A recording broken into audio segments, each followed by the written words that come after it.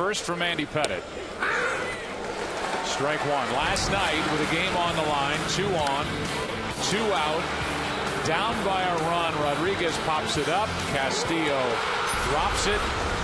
Teixeira scored all the way from first base, and the Yankees won the ball game by a final of 9-8. Joe, they talk about experience being the best teacher. Not in that case last night. No matter how long you've been playing this game, nothing can prepare you for what happened to Castillo last night and having to come back in about 14 hours later. And there are so many good things to say about Luis Castillo on the heels of that. First of all, he didn't make any excuses. He was staggering underneath that pop-up from the beginning. And that one's down in the dirt. Should the ball have been caught? Obviously. Absolutely, ball should have been caught. Put it in his pocket. Game is over. But he didn't make any excuses. Didn't talk about the win. Didn't say I didn't see it. Said he had a tough time sleeping. Faced the media last night and again today. Out in front of the plate, Posada has to hurry, and he gets Castillo to start the day. You can see him stagger from the beginning, and obviously so much has been written about the jet stream that goes out to right here at the new Yankee Stadium. No doubt the ball should have been caught, but when he was asked by Jay Horowitz, the Mets PR director, if he wanted to face the media today, he said yes. And he, for about 10 minutes, had a group around him and talked about how he couldn't sleep last night. He was excited to get to the park today and see his name in the lineup. You also mentioned something that should not be a given. A lot of players are criticized, rightly criticized, for not running balls out on a major league level now. Teixeira certainly should be given credit for the way he turned it on from first base. He certainly didn't take it for granted that the game was over. Put his head down, kept on running, picked up his third base coach, Rob Thompson, who was waving him around by the time the ball had been dropped, and he scored all the way from first base. Castillo, by the way, compounded the problem by throwing into second base after he dropped the pop-up, which allowed Teixeira to get all the way around with really no play at the plate. Beltran on deck, and here's a 1-1. Ball 2. Give you the numbers for Andy Pettitte. The left-hander is 6-2. His ERA is over 4, and he's been racking up a few more strikeouts the last 2 starts. That's a little jam shot into right center field. It will get down. Played by Cabrera, well to hold Alex Cora to 1-out single. Give you a look at the starting lineup for the Mets. It's brought to you by Taco Bell. Think outside the bun. You know, Castillo, he led off and tapped out in front of the plate. Base hit by Cora. Now it's Carlos Beltran. David Wright leading the big leagues in hitting. Gary Sheffield, the DH. Then it's Tatis at first. Ryan Church in right. Omir Santos is the catcher. The 20-year-old rookie, Fernando Martinez, is in left field batting ninth. Here is Beltran, who is 4th in the National League, hitting .343.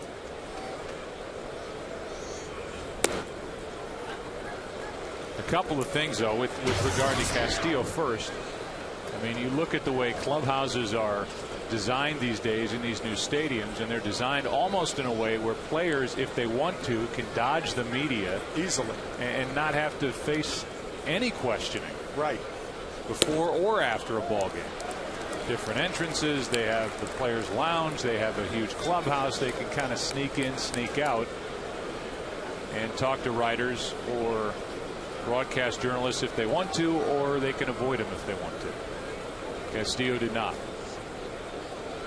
Here comes a 2-0 pitch, and that's foul. The other point about Teixeira is that there are a handful of guys that you expect to put their head down and run hard.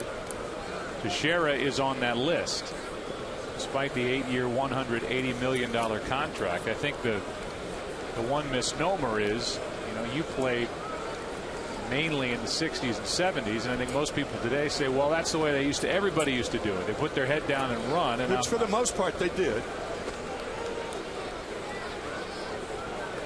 Especially out of the box, much more so then than now. Right. Styling was not the MO of those days. Pitch is low, and the count goes to 3 balls and a strike on Beltran. David Wright on deck.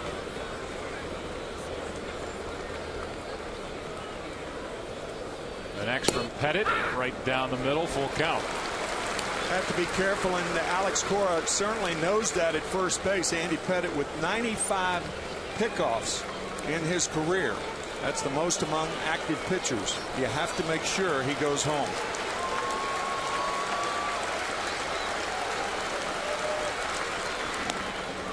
And Cora was aware of that great pickoff move. He was moving back to the bag before Pettit looked like he even thought about throwing over to first base. He's got 95 career pickoffs, the most among active pitchers. And Cora, who's been around the block, the 33-year-old, played with Boston.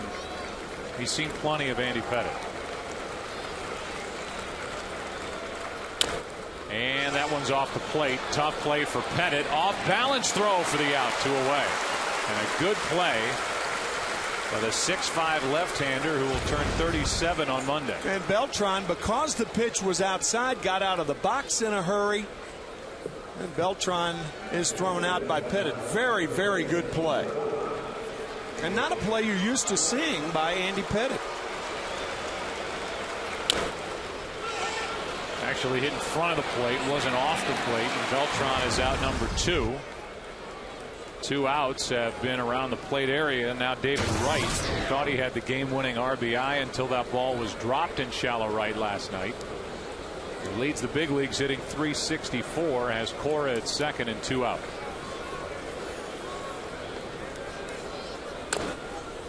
That's a foul ball, and here is the sprint pitcher profile for Andy Pettit. David Wright fouling one off his foot, and that was the cutter, and that's what Andy Pettit has to have. He's got to have that cutter if he is to win today. And no running game, as we said, unless you're at second base with less than 2 out, you don't run against Andy Pettit. Excellent move to first. And a win total of 184 victories in a Yankee uniform, number 4 on the all-time Yankee list. Behind Whitey Ford, Red Ruffing, and Lefty Gomez.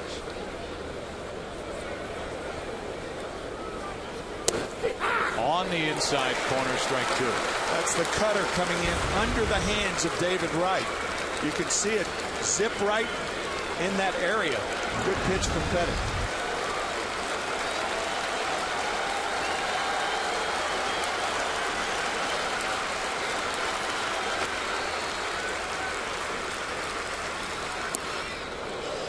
At the back foot. And ball 1.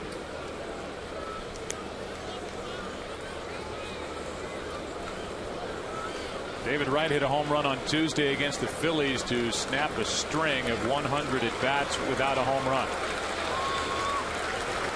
How about that? No Met has ever led the league in hitting, which is what Wright is doing right now. That's high and a 2-2 count. So the home runs aren't there. It's been well documented that the ball does not travel, and when it does, the spacious dimensions of Citi Field is taking home runs away. The Mets' new home park. But the average is there, and the production pretty good. The stolen bases are there for David Wright. That's to third and foul. 2 ballparks in their first year totally opposite. Only 48 home runs hit in Citi Field, where the Mets play. 110 home runs, on the other hand, hit here at Yankee Stadium. 110, the most hit in the big leagues in any park. And they are on pace right around the all-time record for home runs hit in a stadium in a season of 303. 99 at Coors Field, and that's ball 3.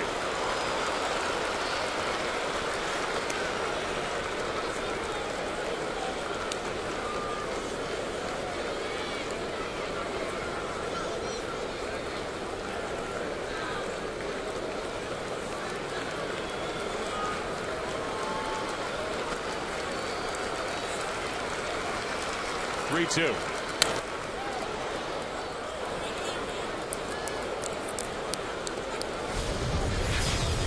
Take a look at the comparison, the 110 here at Yankee Stadium, and then just the 48 at Citi Field, which is 6th fewest in the big leagues. You saw David Wright foul that ball off, and there's the old ballpark about 150 yards from here. David Wright very adept at going to right field with 2 strikes. That is well hit into left and right at Johnny Damon. Mets strand 1, a half inning in the books at Yankee Stadium. No score. Yankees coming up.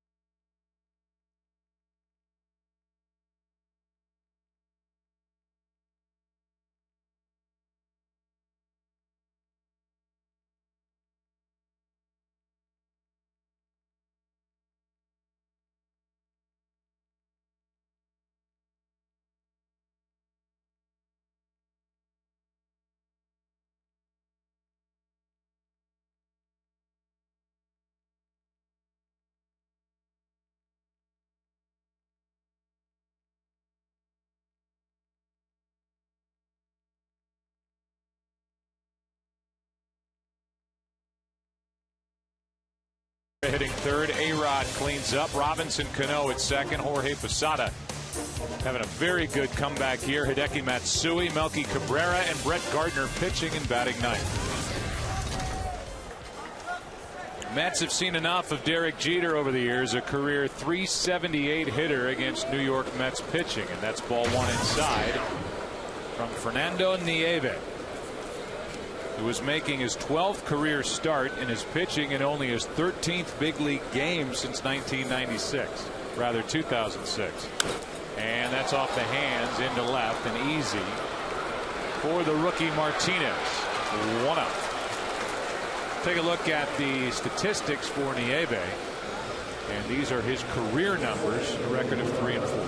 Waived by the Houston Astros in spring training, picked up by the Mets about the middle of the spring, and was 3-0 in Buffalo, the AAA affiliate of the Mets, prior to his start today. Here's Johnny Damon.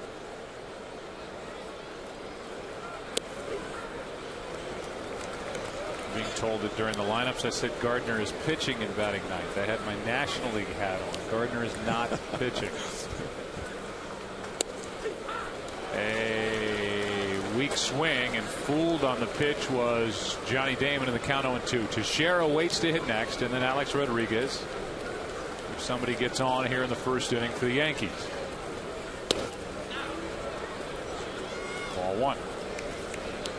You can see that odd swing of Johnny Damon on that second pitch, and talking to Jerry Manuel, the Mets manager, he said Nieve has enough stuff to blow it by a hitter, and his fastball's good enough where a hitter can't wait around for a certain pitch and catch up to the fastball. Here's that swing of Johnny Damon on that 0-1 count, but Johnny Damon takes a lot of swings like that, particularly with 2 strikes like that. Kind of a poking at the ball. He gets a lot of hits that way. Watch how he just flails almost one-handedly at that fastball outside.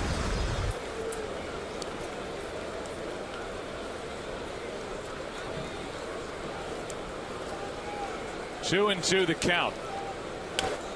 And slapping at it, fouling it is Damon. The Mets start the day 31-28.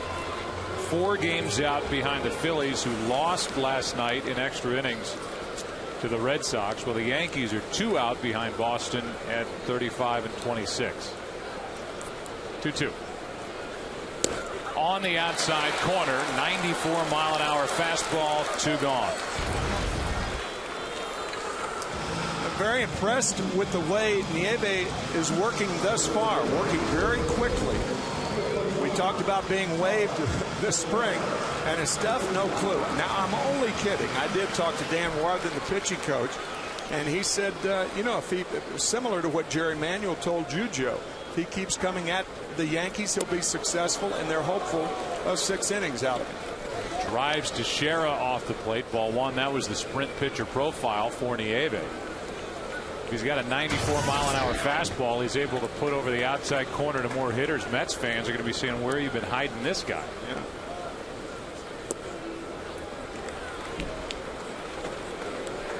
There is John Maine, who just went on the disabled list with what the Mets and he are calling shoulder fatigue. He was supposed to pitch last night originally, with Livan Hernandez pitching today. Put Maine on the DL. Hernandez pitched a normal rest last night, was not all that effective. And that's why Nieve gets the start here this afternoon. 3-0 is the count. Now it's 3-1.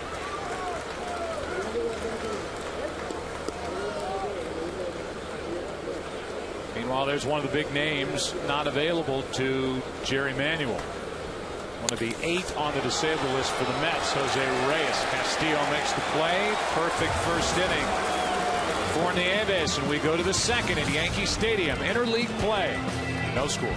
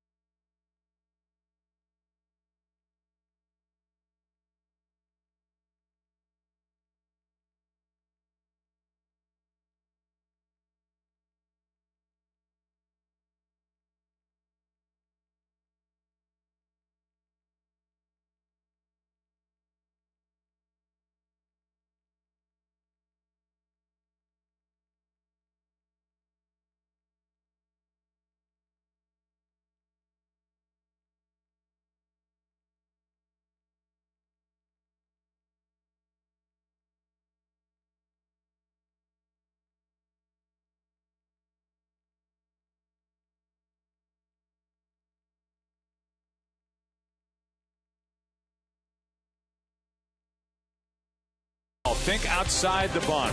By Sprint, get more done with Nextel Direct Connect, only on the Now Network. And by Craftsman, trust in your hands. Up above, aerial coverage brought to you by DirecTV. Get every MLB game in HD this season with DirecTV. Already giving us some beautiful shots from up above Yankee Stadium as Gary Sheffield hits a rocket foul, and there is the airship from DirecTV joining us here in the Bronx. Strike 1 on Sheffield, who homered last night and has hit 6 for the Mets and has been a nice late addition to this team. They're getting cut loose by Detroit. It's up and away. 1 ball, 1 strike. Sheffield, then Fernando Tatis, then Ryan Church against Andy Pettit, and a fly ball into left will send Damon back, and in front of the wall he hauls it in for out number 1. I mean, you almost have to hold your breath every time the ball's hit in the air in this park, Tim. Well, we would have loved to see a home run today.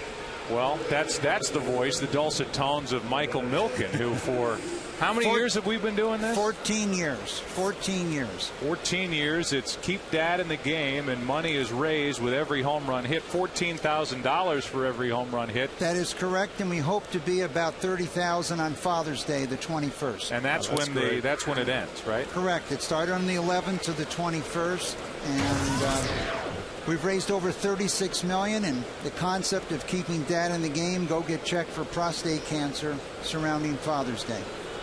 Here's a ground ball foul outside first, strike 2. I noticed you and Tim don't have your blue on. I'm just showing you what you're going to look like on Father's Day here. There you go. I'll take one. Yeah, I'll take one. And there you go. $14,000 for every home run hit today. I believe there have been 19 hit. There's a Minnesota Twin who went deep. And this is Michael Milken. Every year we get together at this time and we talk about prostate cancer research. Here's a 1 ball, 2 strike count. That's low. And we reduced the death rate by almost 50%. So it's about 500,000 men and families, particularly happy in America, as this death rate has dropped with the support of Major League Baseball and particularly Fox. How many total dollars since you started, Michael? Well, we've raised $400 million. That's staggering. $400 million.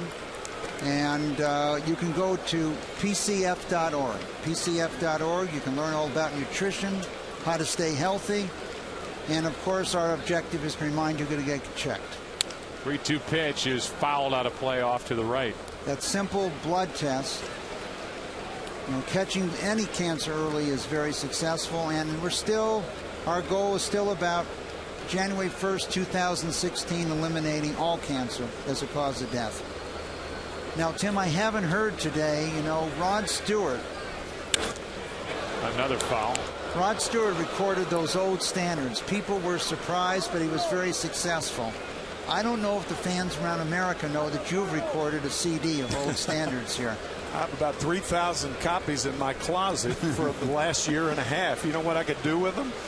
Well, you have any ideas? Well, maybe we can auction them off for prostate cancer research. Sounds like a good idea. Tatis draws a walk with 1 out here in the 2nd inning. He has 3,000 in his closet. They only printed 3,011 of them. Oh, I don't believe that. I've heard it's a great CD. Well, if people keep watching here today, knowing the folks in our truck, they will get a nice surprise and maybe hear some of Tim's crooning before the end of the afternoon. Now, this is the last field in Major League Baseball that we have not been at on the Home Run Challenge. Well, this should have been the first, because there have been 110 home runs hit at this park in 2009. No park has surrendered more home runs than Yankee Stadium. A bunt by Church. The play is at first. Down to second is Tatis. But that's out number 2 in the inning. So the walk to Tatis, he's at second base, and Church in this park, bunting with 1 out. I don't know about that. Yeah, and he'll probably be given a sacrifice, and I don't think he deserves a sacrifice. He's bunting clearly for a base hit, sending Tatis to second base. So it is a sack and no time at bat charge to Church. Well, I know, Michael, that prostate cancer and prostate cancer research is near and dear to your heart. Meanwhile, we've been here in years past where we've talked about Dusty Baker, who's been in the park. He's been through that. Joe Torre, who's been here managing for the Yankees, obviously, and now is out in Los Angeles, has been through that process. And Frank Robinson and many others. But with 1 in 6 men getting prostate cancer in America, the group is pretty big, and that's our goal. 100% of all money we raise goes to prostate cancer research, and tying it into bringing Dad out to the ball game. enjoying the game with your dad, your coworker, your neighbor, and reminding them to get checked for prostate cancer. Makes all the sense in the world. And if anybody wants to join in and help by making pledges, you can call 1-800-757-CURE, C-U-R-E, or you can log on to PCF.org. Here's a 1-2 pitch to Omir Santos. And a shot off the end of the bat into left. Will it carry at the wall? It is gone. A front row home run.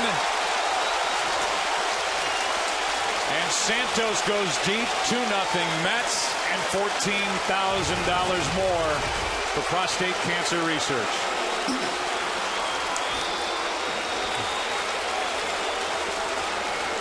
He didn't get all of it, but he got enough of it. And Santos hits his 4th home run. We talked about the difficulty of the Mets coming back today and winning this game. A very difficult game after last night's loss. And Santos, who did not play in last night's game, strikes first. Well, we were at the Wednesday game also, which was a tough loss for the Mets.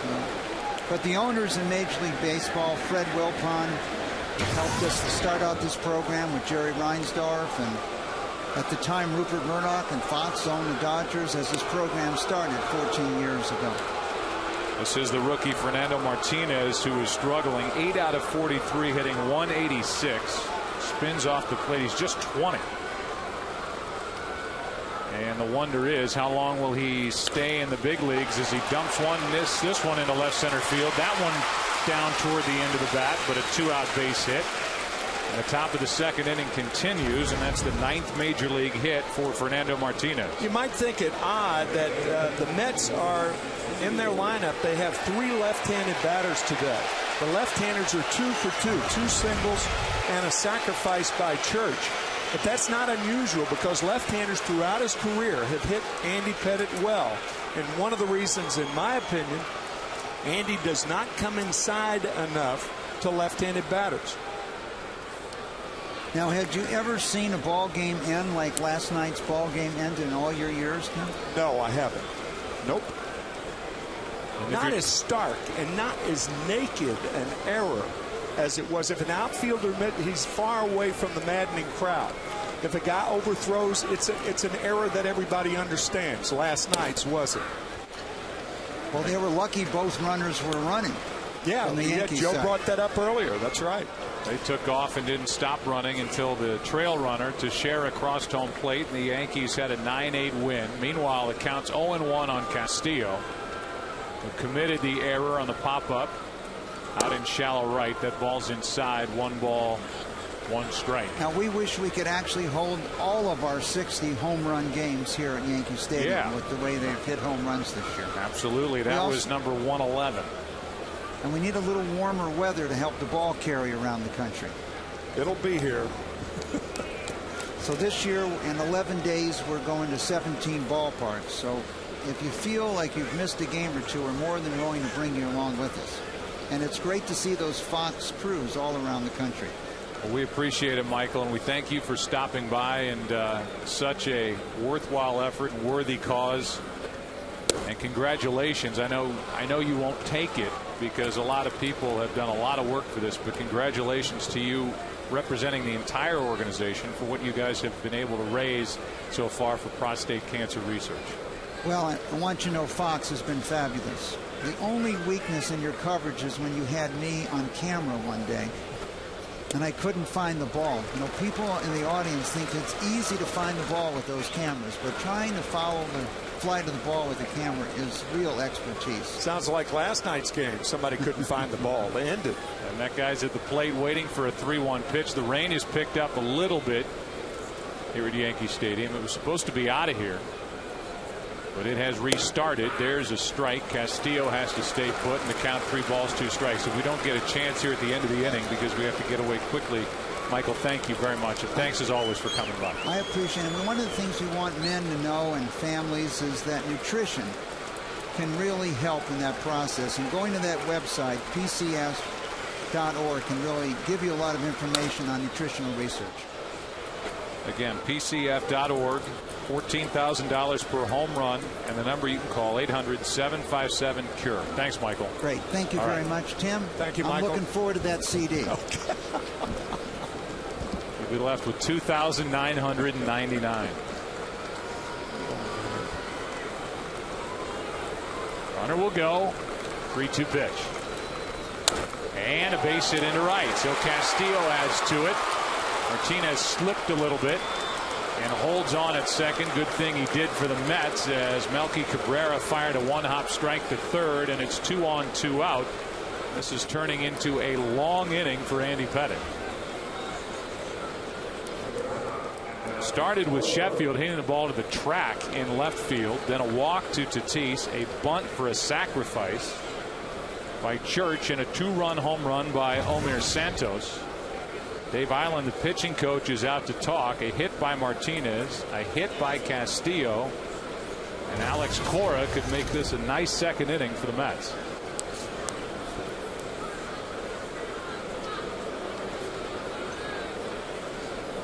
Next pitch that Andy Pettitte throws will be his 50th as he tries to get through the second. Joe, if I could expand on something, I talked about how left-handers hit Andy Pettitte because Andy, throughout his career, he's a terrific pitcher. 221 lifetime wins, 4th on the Yankee list. But he's never had that knack of throwing that tailing fastball in on left-handed batters. And I can tell you, if a left-hander has that little edge and knows everything's going to be middle of the plate away, he's going to hit the ball with the good part of the bat more often than not. You've got to affect him inside to be successful as a left-hander. Well, here's one of those lefties who has a hit. Alex Cora pokes at it, fouls it, broke his bat. Count 1-1. Cora is a left-handed batter who in his career has been a better hitter against left-handed pitching. 273 in his career against left-handers, 242 against right-handers. This year 308 coming in against left-handed pitching, and he has really stepped up and filled, or at least tried to fill, a big hole for the Mets at short, playing with a sprained ligament in his right thumb. That ball is inside. It's on the corner in the count 1-2. There's that curveball that left-handers think's going to be away from them, and it stays inside, but it was a strike. 1 ball, 2 strikes, 2 on, 2 out, 2 runs home. Blocked by Posada, 2-2.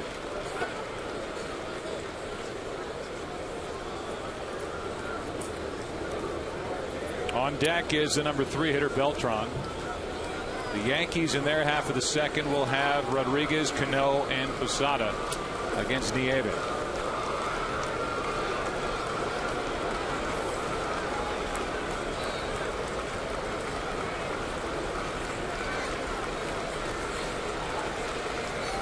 He's probably going to hit the ball to left field. Up the middle.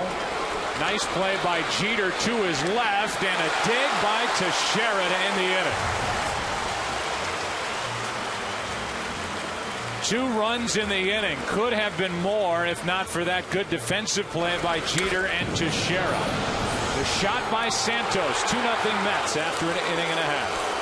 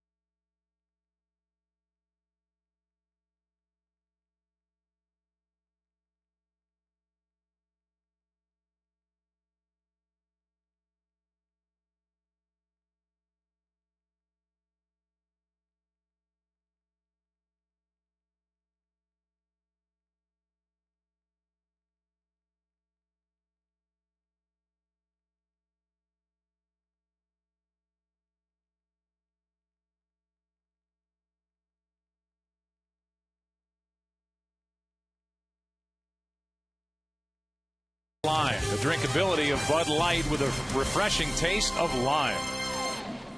We go into the bottom of the second inning, and it's a 2-0 Mets lead on the home run by Omir Santos. And that tight breaking ball is down and away, ball one to Alex Rodriguez. Hitting just .233.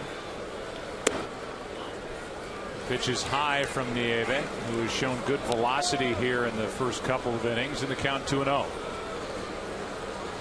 What a good play by Derek Jeter and Mark Teixeira defensively to end the top half of this second and avoid at least one more run scoring as Rodriguez pops it up into left.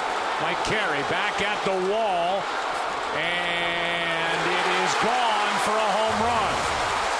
Home run Rodriguez, his 9th of the year, and it's 2-1.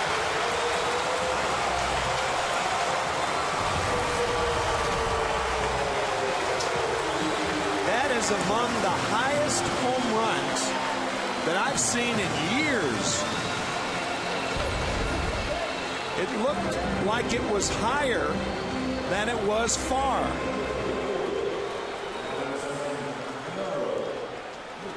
You can say what you want about right field here at the new Yankee Stadium. We've seen some balls carry pretty well to left. Line to line in this ballpark. We've seen it twice, or maybe 3 times already in this game alone. The ball hit by Sheffield to start the top of the inning. The home run by Santos didn't get it all, but got it out. Teixeira had a broken bat home run here at Yankee Stadium earlier in the season. That ball went, I agree with you, it looked like more up than out, and it still carried out of the park for his 9th of the year. It's a 1-run game, and Cano pops it up. Shallow center. And Beltran is there for out number 1. That's number 562 in the career of Alex Rodriguez. Next on the list is Mr. October, Reggie Jackson. You got to add one more to left, one more to right. 112. Actually, 2 more to left. The ball hit by Rodriguez, the ball hit by Santos.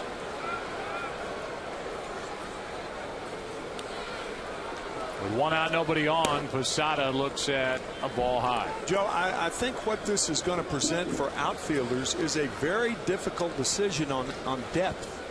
I think your center fielder has to play normal depth in this ballpark against most hitters.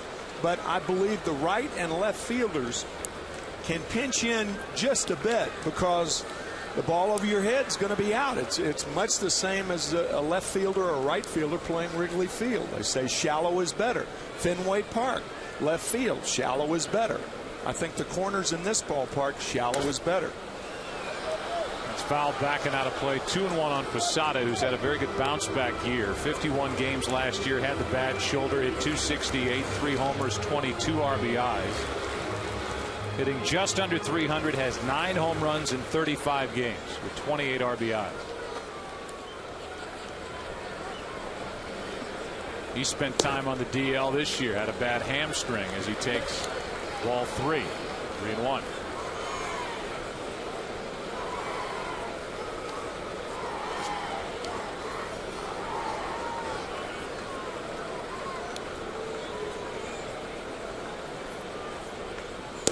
There's strike 2 from Nieve, full count.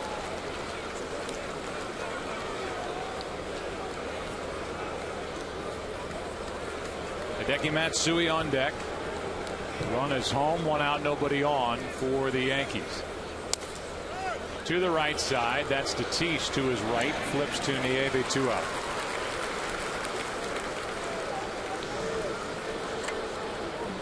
With the bases empty, Matsui, who went deep last night,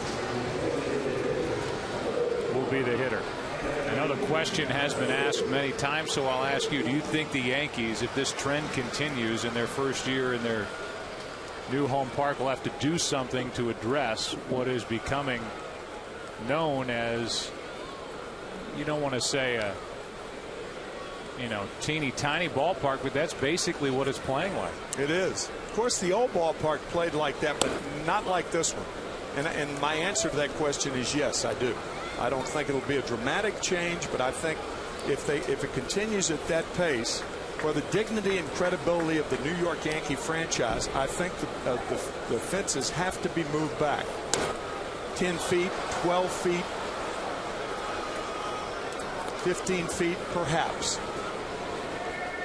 Ken Rosenthal is with us. Ken, what do you think? What do you hear? Is that even being discussed at this point? Joe, not yet. And one reason it hasn't been discussed at length is because we don't know the effect of the old Yankee Stadium coming down. That's going to happen at some point. It sits between the Harlem River and this stadium, and that could affect things as well. Now, the Yankees say that as presently constructed, their team is pretty well suited for this park. Fly ball hitters and pitchers who strike out a lot of guys and basically keep the ball on the ground. That is fouled off to the left, and it looked like it might have a chance of coming back fair. Stays fouled. 2 balls, 2 strikes on Matsui. Joe, I'm not sure the truck is checking this, but I don't believe that a major league team can change the dimensions of a ballpark during the season. No, I think that's dead on right. Yeah, I think they have to wait until obviously after the season's over, and then they make the changes. I agree with you. I mean, this is not how this ballpark was designed to play. $1.5 billion stadium. You don't want it known for cheap home runs day after day after day. Talking to David Wright before the game, he said he wished that these 2 ballparks could meet somewhere in the middle. That's a good line. That's good. His play's too big and this place plays too small. 2-2 the count. 2 out, nobody on. 1 run home, and there's a line drive caught by Castillo. The Yankee fans have more fun with Luis Castillo. Alex Rodriguez got under it and got enough of it to make it 2-1 after 2. Back after this from your local Fox station.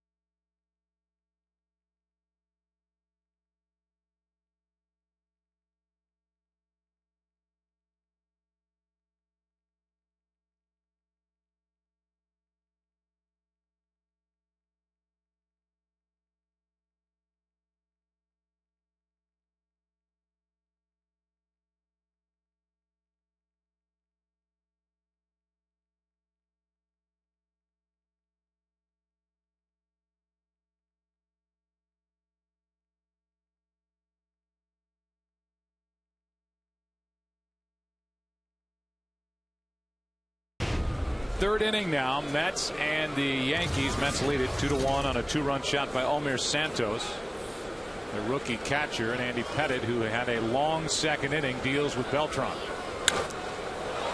And that's into center, easy for Brett Gardner. One pitch, one out in the third, and we go for a DirecTV game break. Here's Chris Rose. All right, Joe, out at Wrigley, Twins and Cubs. Milton Bradley up. Carlos Gomez is going to snag it, and since it's the third out of the inning, feel free to throw it into the stands. Or don't, because Jason Kubel's going to deposit one. That off of Rich Harden, his 11th of the year. Anthony Swarzak, the Twins rookie, 7 shutout innings. 2-zip your final. Remember to follow your favorite out-of-market team only on DirecTV. Joe and Tim. All right, Chris, thank you. So the Cubs have lost the first 2 games of that set.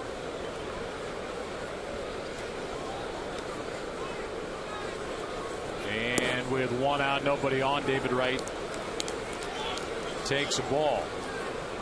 You heard Chris Rose reference Milton Bradley, or at least the play that Bradley made last night, making a play in the 8th inning and flipping the ball into the seats, not realizing how many outs there were. Man, I'm telling you.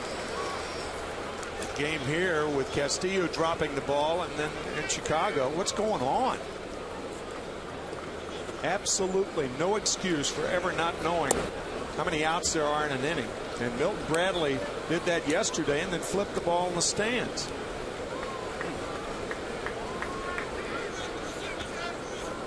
Two balls and a strike, 1 out, nobody on, and that's chopped to third. It stays fair, and that's a base hit.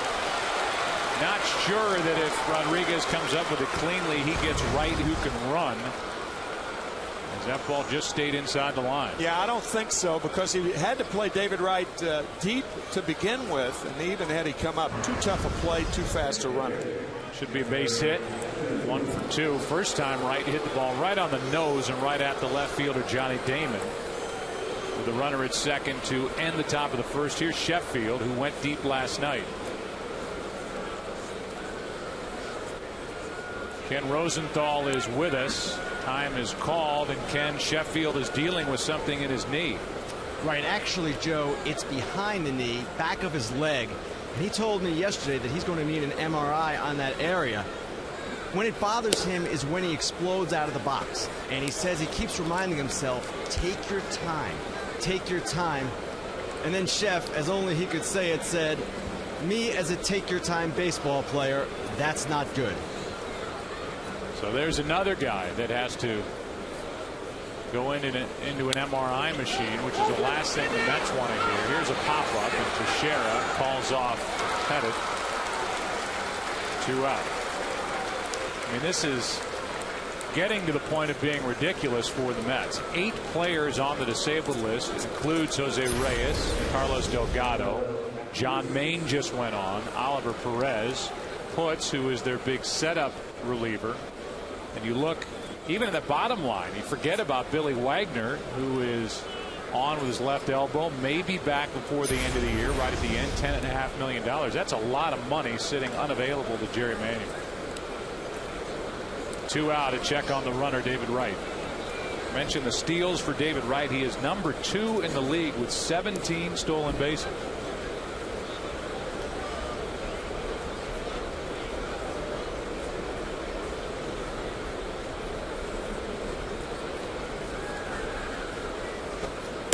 You would think this would be a typical running situation for a guy like David Wright, but you've got Andy Pettit, who's got that great move on the mound, and you've got a rather slow track out there with all the rain that's fallen on that infield dirt.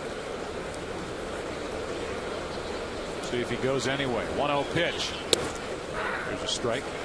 I heard Keith Hernandez on the Mets broadcast last night talk about Tatis and a longer swing this year. And we decided to go back and look at the setup of both last year and this year's NL comeback player of the year last year. And there is definitely a difference in Tatis this year. He's holding his bat below parallel. Last year it was about parallel to the ground. This year it's almost pointed to the ground before his back.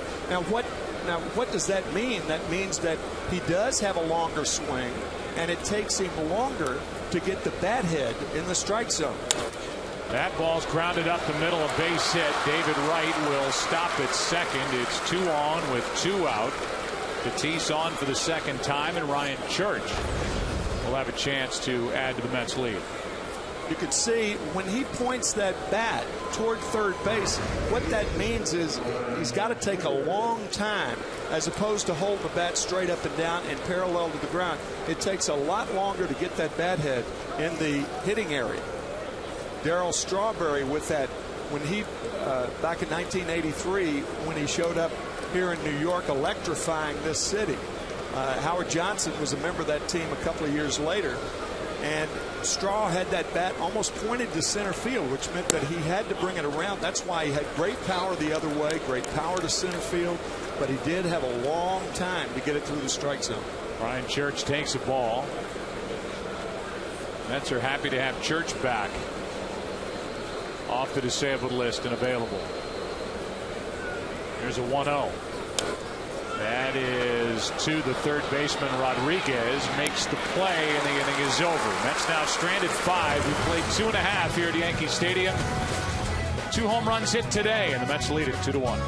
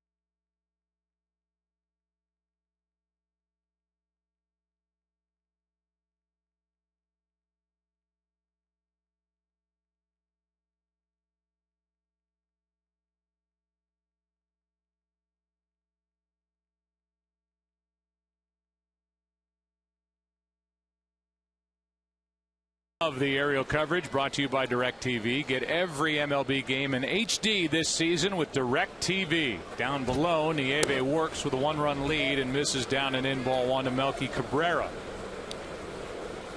Melky's hitting .291 and mixed into those hits, and the home run totals a flair for the dramatic so far in the first half of 2009. And with Melky moving around in the batter's box, he takes strike 1. You can almost say what batter's box now. That's a little high. Yeah, it's completely gone. A little bit of white left as they've tried to dry that area. We've had a lot of rain today, and it's been falling since the bottom of the first, and that ball's chopped to second. Castillo makes the play. 1 out. Leadoff man is gone for Nieve, and the batter will be Brett Gardner.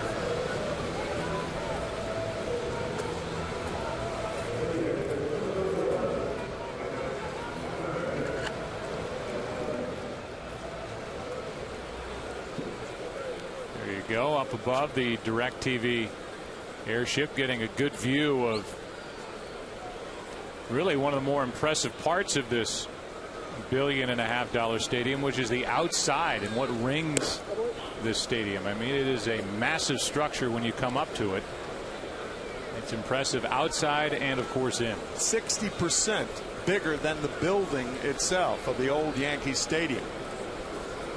Almost a mile in circumference. I was thinking about that driving in today. How are you going to explain that, a mile? I remember going around a 440 track in high school, and just think about it. It's 4 times larger than a 440 track. I used to think when I ran track in high school that it was forever trying to get around a 440. Here's a pop-up left side out of play. Off the bat of Gardner in the count 1-2.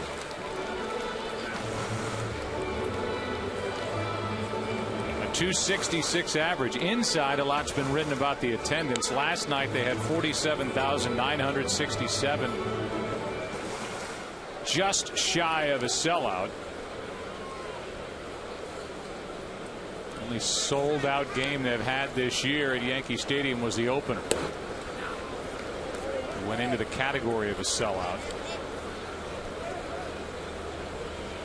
when they had 48,271.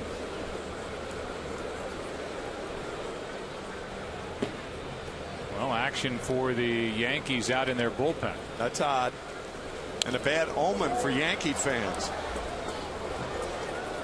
Andy Pettit's only given up 2 runs and certainly would be trotted out there normally, but Dave Island, the pitching coach, now on the horn, and that means get Aceves ready in a hurry. And you can see the frustration all over the body language of Joe Girardi. Talking to the training staff, talking to Dave Island. That's off the plate, a foul ball.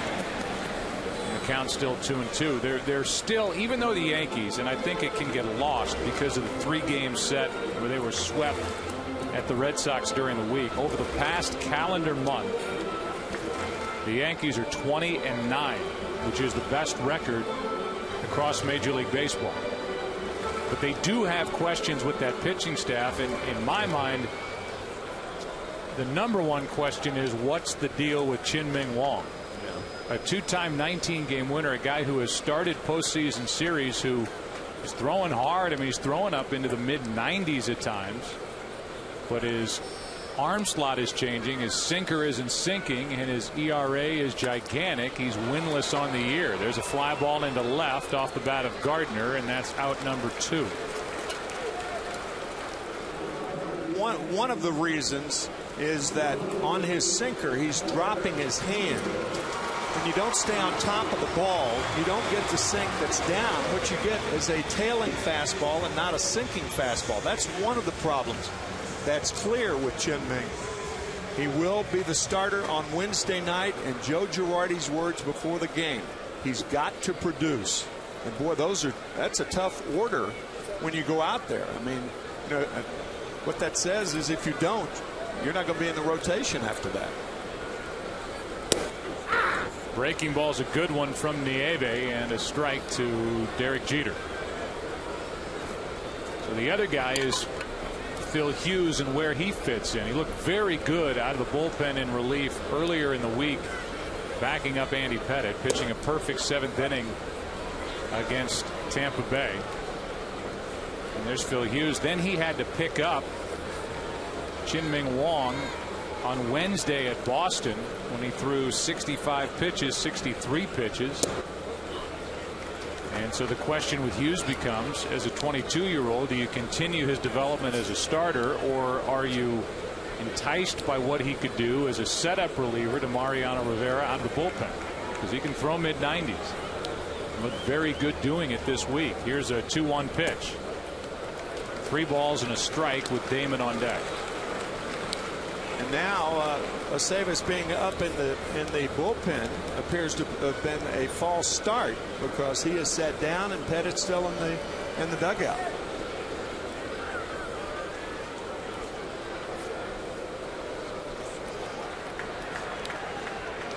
Here's a 3-1 with 2 out. Full count.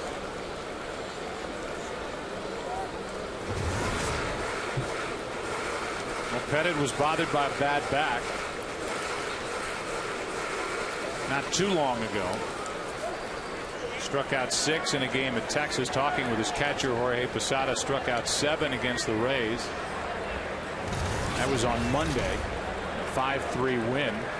He had good relief help from Hughes, Phil Koch, and Rivera.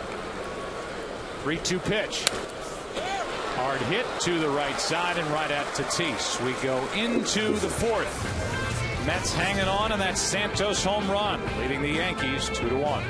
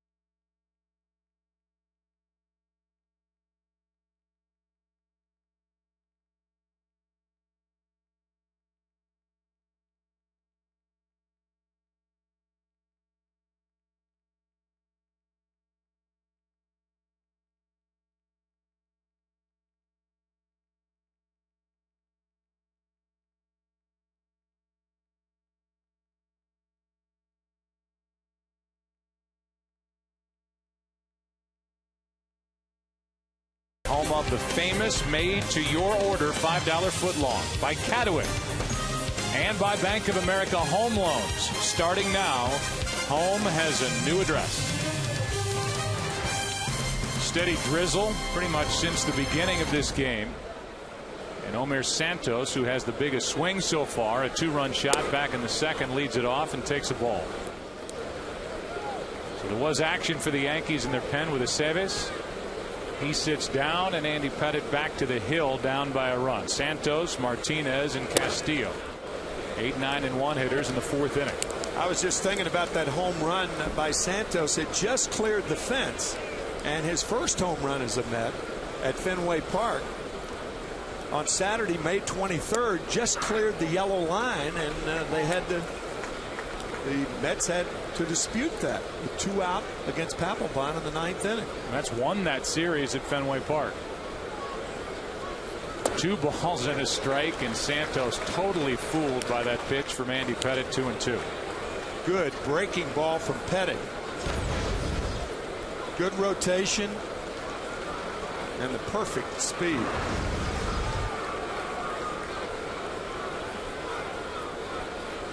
And again, a swing and a miss, and the first strikeout of the day. He gets it on another breaking ball. And that's how the 4th inning begins. Here is our fan cam. Bank of America fan cam. The New York fans enjoying this game in the rain. It's brought to you by Bank of America Home Loans, making a commitment to home and to home owners. Starting now, Home has a new address.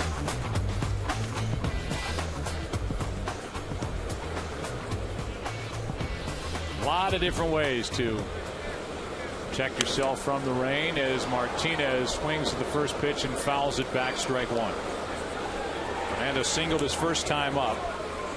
Came in hitting 186, and because of all the injuries, getting a chance to play. And even when Ryan Church came back and was activated. Jerry Manuel, it seemed, was the first guy to say we want to keep him here and see what he can do. He'll probably be kept with the Mets until next Thursday. After an off day on Monday, the Mets are scheduled to play 3 games in Baltimore unless they're rained out of a game here either today or tomorrow. And Martinez will probably go back to AAA Buffalo after that. And talking to Jerry Manuel, we brought up the point. It's one thing to let a young guy come up, hit, try and figure it out when you're 20. It's so much better if the team's playing well. If you've got all your players, you can mix him in. You can see what he can do. In this case, the Mets are so banged up, they're looking at a 20-year-old to try and inject life as he's 2 for 2 in this game. And they're counting on him to come up with big hits, and he limps a little bit getting back to the bag after beating this out-of-the-glove flip from Robinson Cano.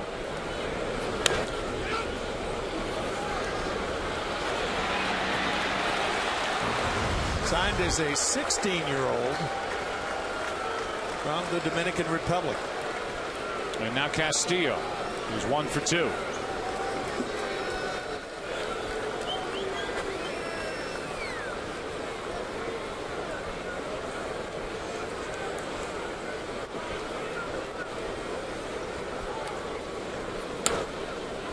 Backing out of play, strike 1. You want a stat? Here's a stat for everything, and here's one for you. This is the first time a team has 3 players named Fernando in its starting lineup. That's great. Only 16 players in baseball history named Fernando, and the Mets have 3 in their starting group today. Castillo fouls it down the third base line. He's in the hole 0-2. I guess the most famous, Fernando Valenzuela, the Rookie of the Year in 1981 with the Dodgers. Trying to think of more. I guess the most famous movie star with the first name of Fernando was Lamas, as Billy Crystal tells us often, or used to. You look model. 0-2 pitch, and time was not called. That pitch counts, I believe. I believe it's 1 ball 2 strikes. It is. That pitch counted. Pettit stopped, Castillo stepped out, and the pitch counts, and fortunately for the Yankees, Posada caught it. Good pitch in on the hands of Castillo, and the out at second for the second out of the inning.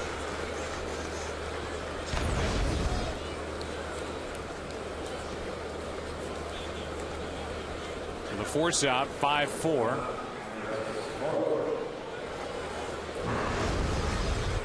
Thinking maybe he made a good enough pitch to get an inning-ending double play ball. It wasn't hit well enough, and now with a runner at first, Castillo, the inning continues for Cora. Andy Pettit may be a little upset because Castillo had stepped out and that he threw that little blooper pitch.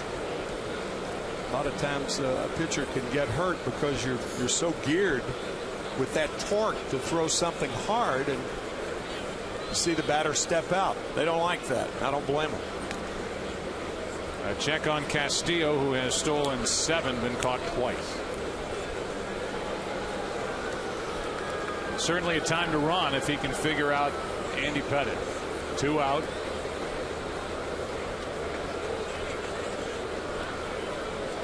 Cora not a power hitter at the plate. Another check on Castillo. With a left-handed pitcher with the move as good as Pettit, the one thing you look for if you're the base runner at first base is if the right foot goes behind the stiff left leg.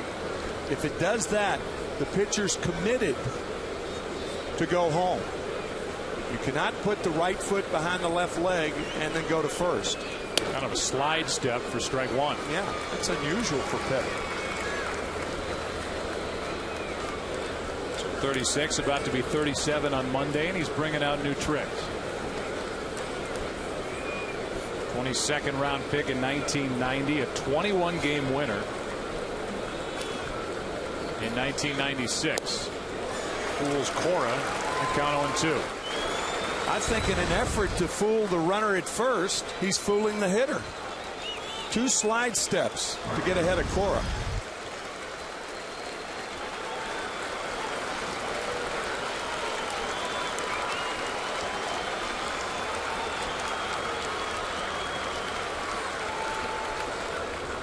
Castillo has a tiny lead over at first.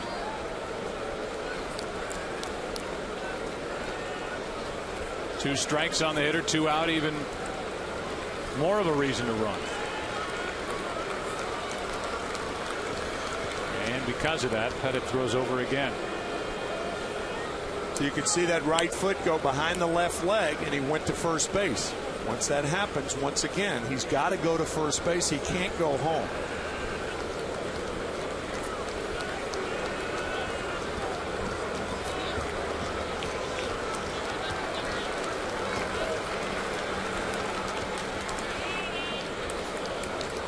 That's ball 1.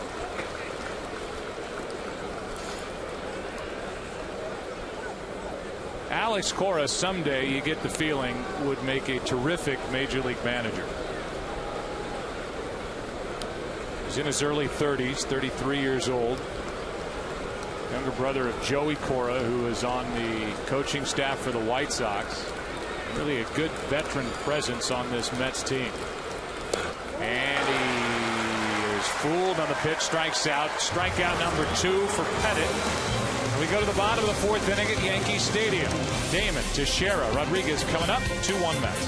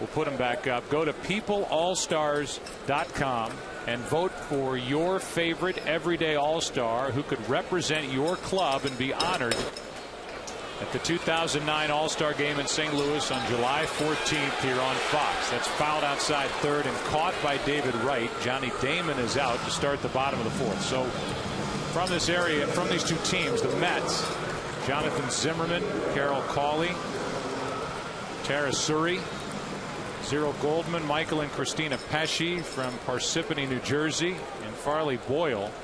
And what it is I think it's probably worthwhile to explain it. After Teixeira does something with this first pitch, and he rips it into right, sinking line drive, and caught by Ryan Church. What a good catch, 2 out. Good play by Ryan Church. No loft from Teixeira, who's had a lot of loft in this ballpark.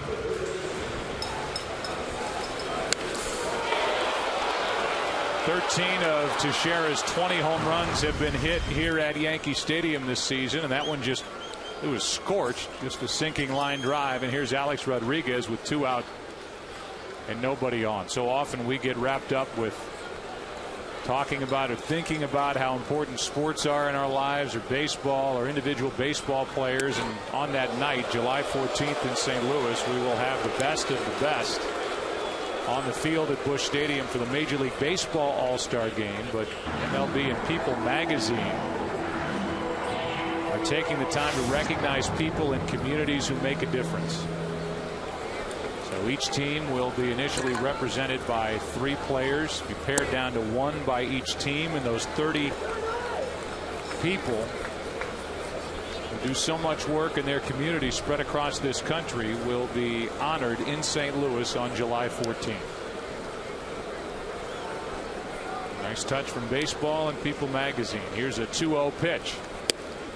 2-1 from Nieve. You can't tell me that the Houston Astros have 5 pitchers in their rotation better than Nieve with the kind of stuff he's bringing. And it may carry over to the Mets as well. He looks like he can pitch. He does. Very effective thus far. It's a pretty good pitch. Called ball 3, 3-1. Good tight breaking ball. Velocity over 90. He's been hitting 94 at times on the radar gun. He's behind on the count to Rodriguez, 3-1. I mean, here's a guy who could not make a Houston Astros staff that ranks 12th in the National League in earned run average. That missed, and a 2-out walk. First walk issued by Nieve. But what an opportunity for Fernando Nieve. And as we mentioned, this is his 13th game overall in the big leagues. Not start. 13th game since 2006. He's made a relief appearance this year for the Mets. Now getting a start because John Maine went on the DL. And he leads the Yankees here at Yankee Stadium after a crushing defeat last night for the Mets. Trying to pick up his team. It's 2-1. Robinson Cano takes a strike.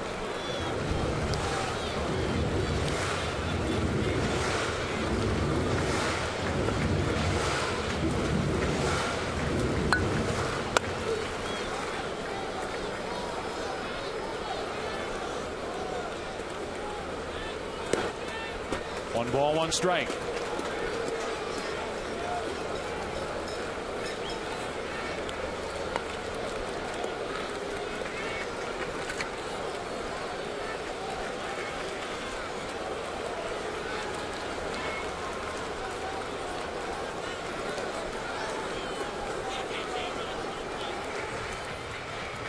Runner at first is Rodriguez, who has stolen 2. While that hip gets stronger and stronger.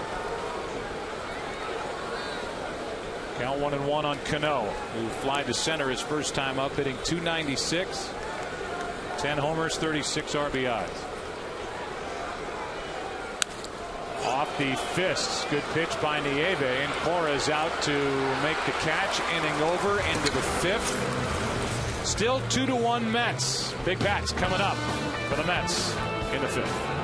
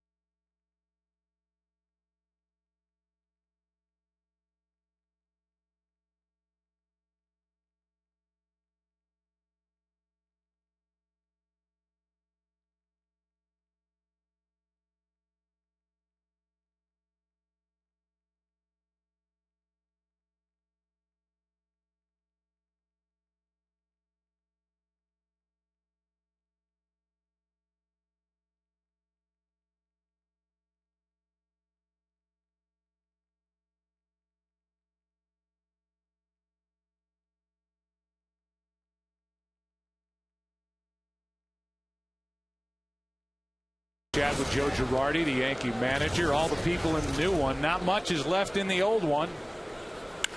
That's foul. You name it.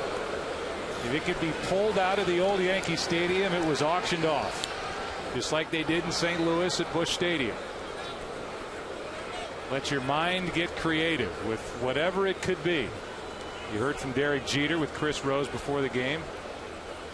But he took his old locker from the old Yankee Stadium, and the seats are gone over there. Soon to be popping up in living rooms seats across the New York area. Excuse me, Joe. Seats are gone. Grass is gone. A bare field.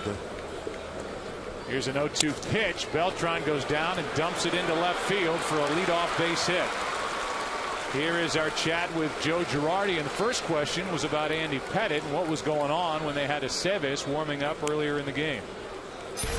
Andy just had a little hard time breathing, but he got his breath back, and we were a little bit concerned, and the doctor looked at him and said he was fine. So nothing with the back, nothing with anything else? No, he just had a hard time breathing that inning, and we got that figured out, I guess. Well, that sounds like a good thing to get that figured out. Yeah, that's an issue that you usually don't have to deal with in a game, but we had to today. Yeah, you've had to deal with a lot so far this year, and I wonder where you are with Chin-Ming Wong. I mean, that's kind of the one question mark in your rotation that I know you want to get figured out. Yeah, he has a start coming up on Wednesday, and as we told him, it's a big start for him. I mean, he has to perform in that start on Wednesday, and he's got a lovely wife expecting a baby on Tuesday, so a lot of times after that baby, good things happen.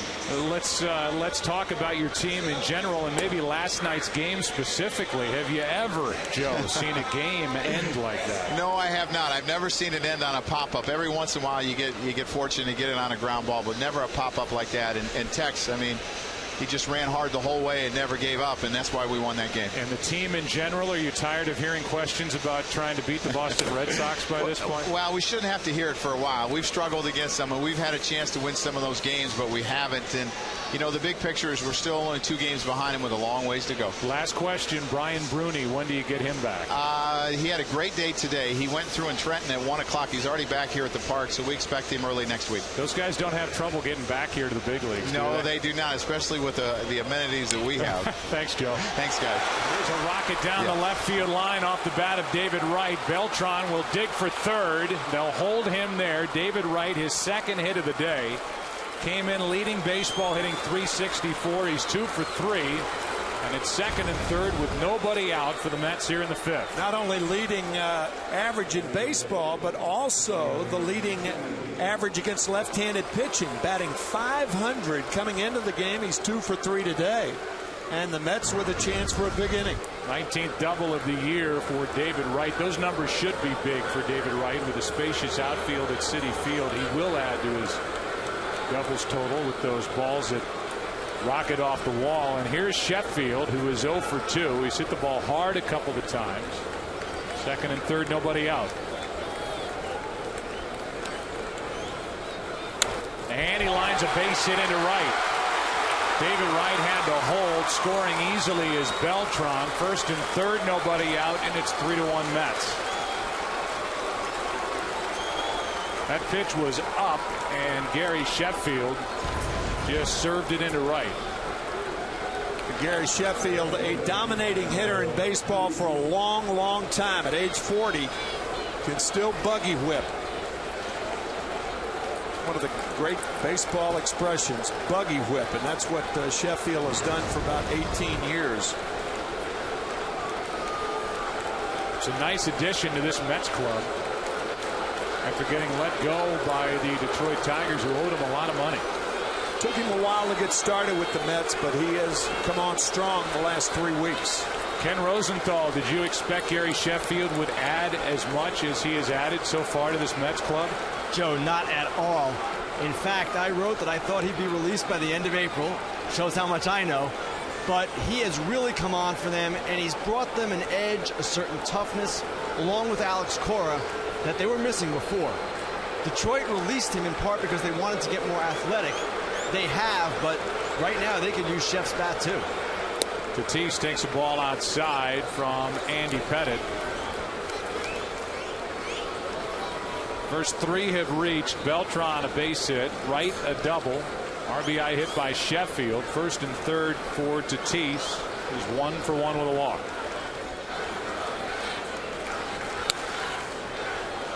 Strike one.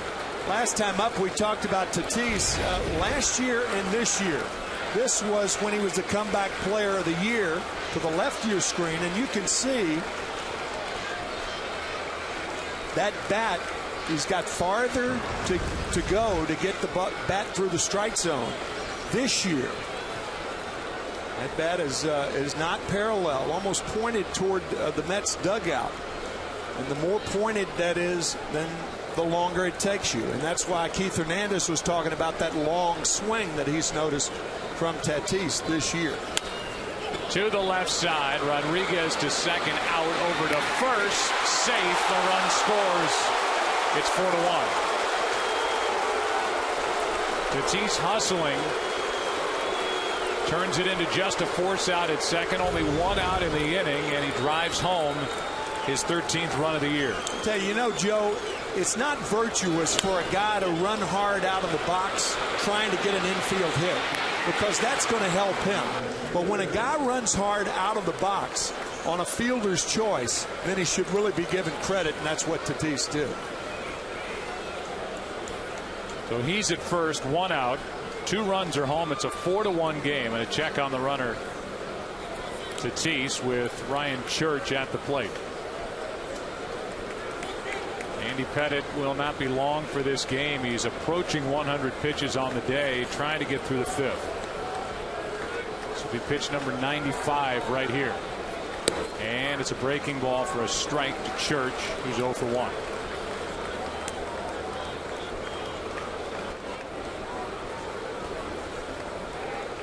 Mets are getting what they need from Fernando Nieve. And Nieve has outpitched Andy Pettitte to this point. On the outside corner, strike 2. Matchups next week. Fox Saturday Baseball brought to you by Sears. Interleague Baseball continues. Seves, who was warming earlier, is back on the bullpen mound. Ball 1. In fact, when you talk about interleague play, the Yankees, starting on June 19th, will have 9 straight games in National League parks.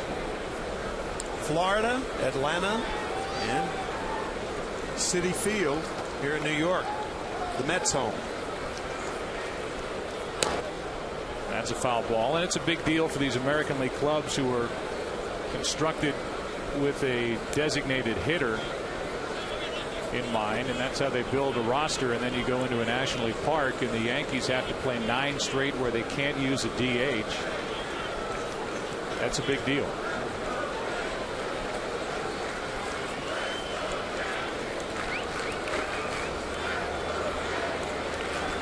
Girardi and American League managers use the DH a couple of different ways. They have their typical everyday DH, or they can spread it around and give guys half a day off, not having to play in the field. Typically the DH is Matsui as Church strikes out. 3rd strikeout of the day for Andy Pettitte. 2nd out of the inning. Pettitte has had good luck with his breaking ball. Nice play by Posada to prevent Tatis from going to second. In steps Omir Santos, who played so well while Brian Schneider was on the disabled list that when Schneider came back, they had 3 catchers, the Mets did, and they moved Ramon Castro to the Chicago White Sox. Schneider, very good defensive catcher. That pitch is down, swung on and missed. Strike 1. Santos, a guy who was the 4th or 5th catcher in spring training, deserves a lot of credit staying with them in AAA ball and called up and doing a terrific job. The rain stops here at Yankee Stadium as the count goes to 1 ball, 1 strike.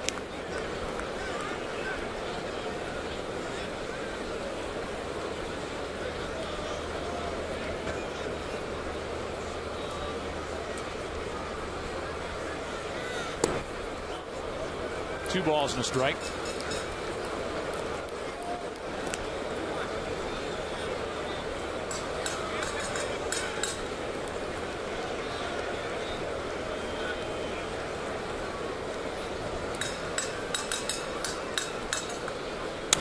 And a fly ball into right, pretty well hit. Back is Cabrera at the wall over his head. Tatis digging around third. He comes to the plate and will score easily. Another run for the Mets. It's 5-1.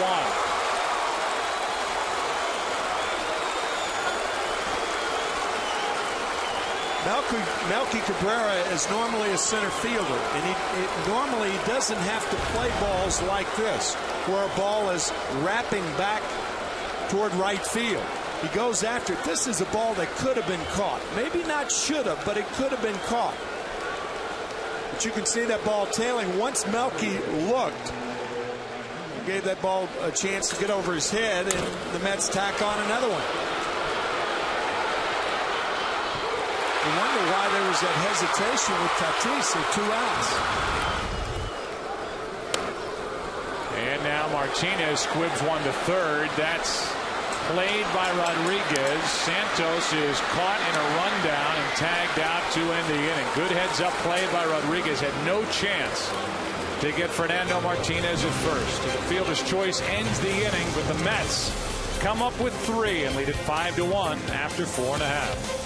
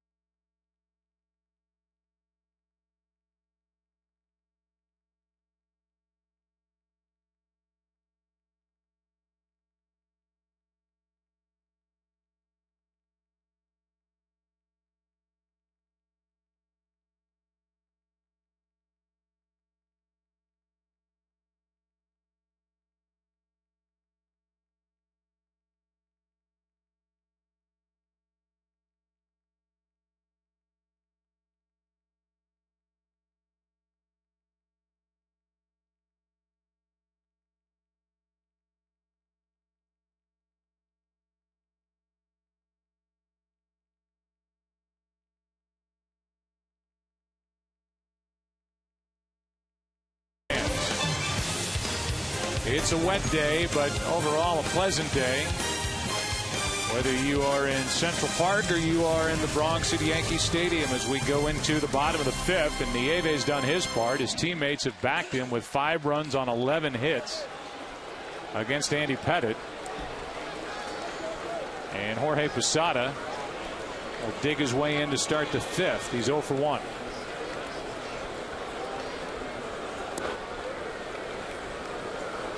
Ball 1, tails down and away. There hasn't been much straight out of the hand of Nieve, who was injected into this starting rotation for the New York Mets because of the injury to John Maine. Tailing fastball. He's gotten in on the left-hander, specifically Robinson Cano twice. Good slider behind in the count in fastball situations. Yeah, that second thing is what I like the most, and if I'm Jerry Manuel, I'm looking at a right-hander who has shown, or Dan Warden, the pitching coach, that he will drive these big left-handed batters off the top of the plate, which he's done to Teixeira as well.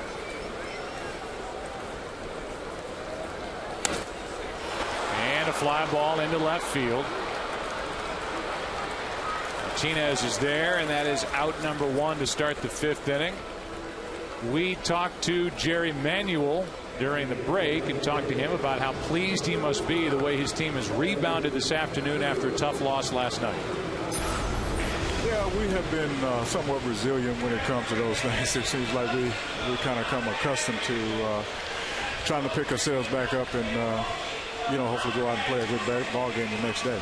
Tim and I were saying, I defy anybody to tell me that Houston has 5 better starters than Nieve, and the way he's pitched here today, he's already got you smiling down there. Yeah, he's done a good job for us. Like I said, if once he be able to mix his secondary pitches in behind in the count is a key for him. Historically, he has relied on that fastball at all times when he got into trouble. And, at this level, if it's fast and straight, people have an opportunity to put a good swing on it. And the guy catching him today is also the guy that's gone deep, Omir Santos, who really has been a nice find for your ball club this season. No question. No question. In spring training, the last few ball games, I think he hit a couple balls out. He's always been a good receiver, a good thrower, and a good game caller. So, that's something that we thought we would need or add to our unit once we got going. Hey, thanks, Jerry, for your time. All right, guys. Thank you. Thank you. The Mets are 3 games over the 500 mark. 4 games out behind the Phillies, who play tonight against Boston. That is fouled off to the right. Still 1-2. By the way, they have had an official scoring change on that ball that in essence ended the top of this 5th inning. They gave an infield hit to Fernando Martinez, who's 3 for 3, and then ruled that Santos was out on a fielder's choice, 5 for 5, but they gave Martinez his 3rd hit of the day. 1-2 pitch is down and in.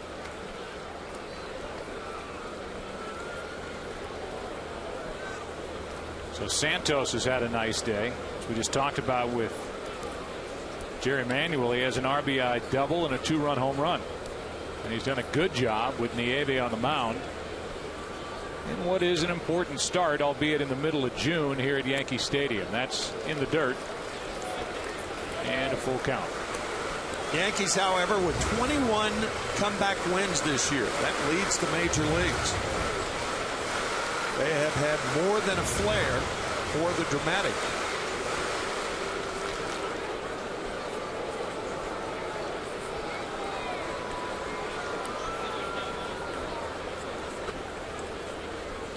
And a 1-out walk. Second walk issued by Nieve. Hyundai in-game box score for the Yankees. Just the 1 hit. Alex Rodriguez, the solo home run on a ball that he got under quite a bit, but it carried out to left. His 9th of the season. Only other base runners on the 2 walks. Rodriguez has a walk, and Matsui now has one. Introducing the all-new 306 horsepower rear-wheel drive Hyundai Genesis Coupe. Here's Cabrera. Melky Cabrera 0 for 1. And a painful foul ball for strike 1.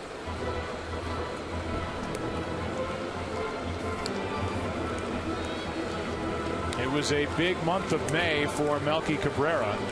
When I mentioned the first time he was up, he was on the list more than once in ending games in the Yankees' favor. Late March, Brett Gardner was named the center fielder, and Melky Cabrera could have pouted, whined. He did none of that. Kept doing his work, and he has had a terrific first 2.5 months of the season, to his credit.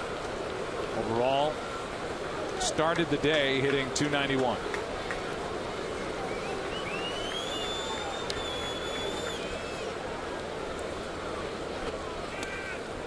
That's in the dirt, scooped up by Santos.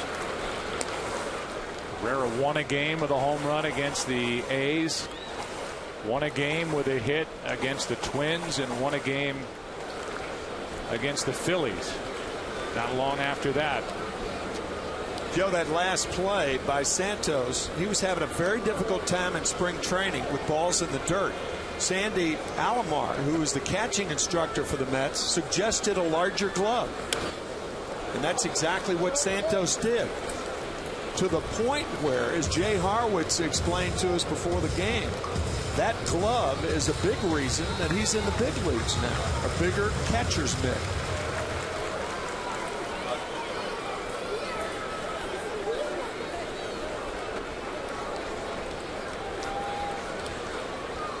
Two is ripped with foul. Talk about clutch performances, and Pepsi is the official soft drink of Major League Baseball, and they congratulate Melky Cabrera. The fans have voted May's MLB Clutch Performer of the Month. Learn more about the MLB Clutch Performer of the Month award. Go to PepsiClutch.com. Here's a fly ball into right. Back at the track is Church, and one step in front of the wall. The Clutch Performer for the month of May falls short, 2 out.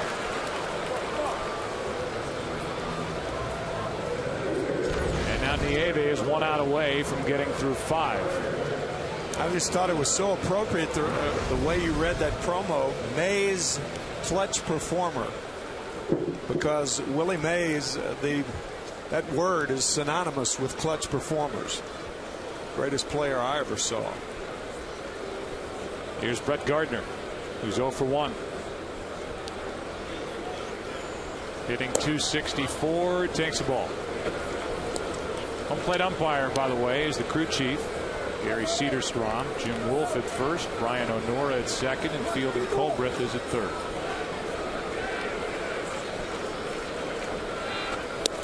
Gardner takes a strike.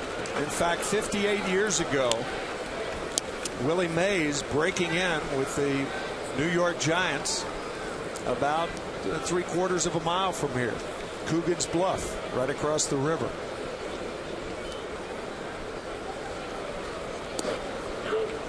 Over but low, 2-1. 0 for his first 23 under Leo DeRocher. And he did all right since then. Ended his career here in New York. 1973 as a member of the Mets. That's outside, 3-1 with Jeter on deck.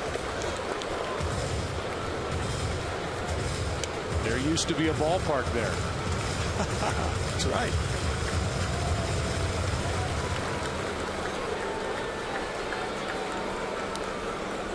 Three balls and a strike.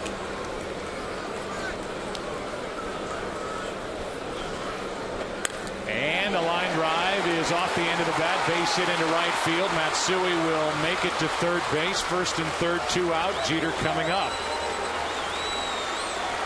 So Nieve fell behind on the count. Got a pitch up, and Gardner wraps it into right for a base hit. Just off the end of the bat, but Brett Gardner will take it. And now the Yankees hopeful of a big hit by Jeter. And now the second base umpire, Ryan O'Nora, comes in, and he is going to ask the grounds crew to come out and work on the mound. Nieve having trouble with his footing.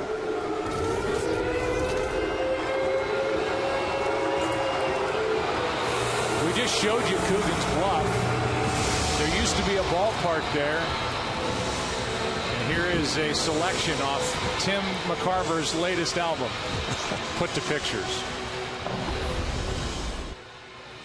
And there used to be a ballpark where the field was warm and green, and the people played their crazy game with a joy I'd never seen. Yes, there used to be a ballpark right here. How about that? Whether it's That's very nice. Polo Thank Grounds, you. whether it's Ebbets Field, the last version of Yankee Stadium, Shea Stadium, And I guess they're calling that a hit now. The new hit single, One for My Baby and One More for the Road. And the video we just played you, there used to be a ballpark, and there is you as a member of the Rat Pack down in the bottom right of that graphic. Well, that song written by Joe Raposo, and Joe told me that story 22 years ago, standing in front of that structure where Ebbets Field was, and with crocodile tears, he wrote that song and played it for Sinatra. And Sinatra, after he was through singing the song in his Palm Springs home, turned around and said, "Kid, you hit a home run." And that story was verified by a guy who probably knows more about music and certainly the Great American Songbook than anybody in the country, and that's Jonathan Schwartz, who was married in Joe Raposo's apartment here in New York. Meanwhile, you don't even know about this. The Hard Rock Cafe here at Yankee Stadium has their own little mini shrine to Tim McCarver, hanging or sitting underneath the hanging guitar of Bernie Williams as Tim's CD and caricature. And by the way, we showed you the old Yankee Stadium. How in the world is that golden bat, which told us the direction of the wind at the old Yankee Stadium, how's that not auctioned off at this point? Well, that's a great point. That might be something for your dining room. Yeah. Here's Jeter, first and third, 2 out. And inside ball 1 as Nieve has a fresh mound with which to work. Got a chance to throw some warm-up tosses. There's that bat.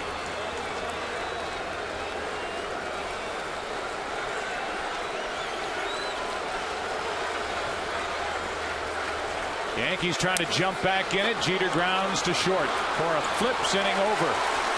We'll go to the 6th. By the way, thanks to Bob Myers, who draws our caricatures. We go into the 6th at Yankee Stadium, 5-1 Mets.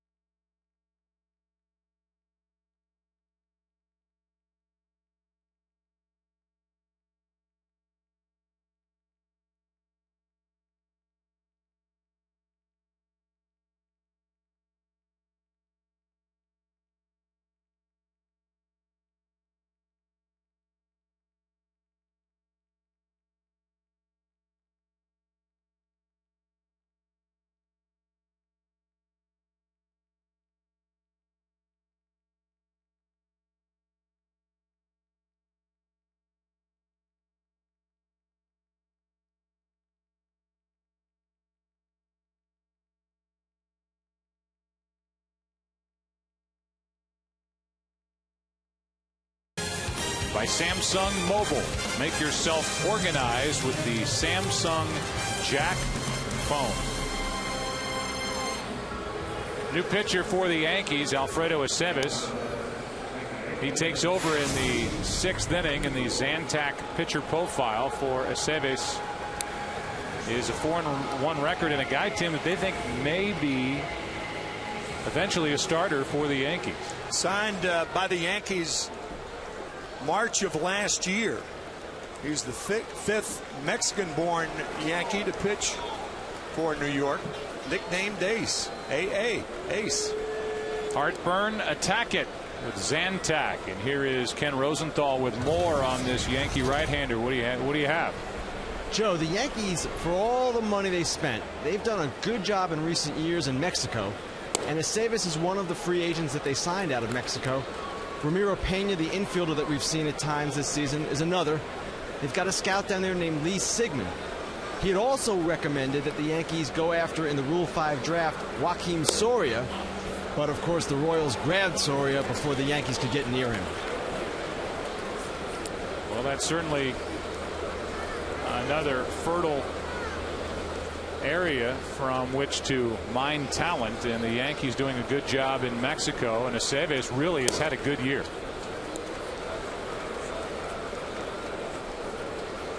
Coming out of the bullpen and maybe eventually in the rotation. Meanwhile, Andy Pettitte went 5 innings, allowed 5 runs on 12 hits. And Castillo right back at him today after the error last night and a rough night trying to sleep. Is 1 for 3 for his Mets, who lead it 5-1.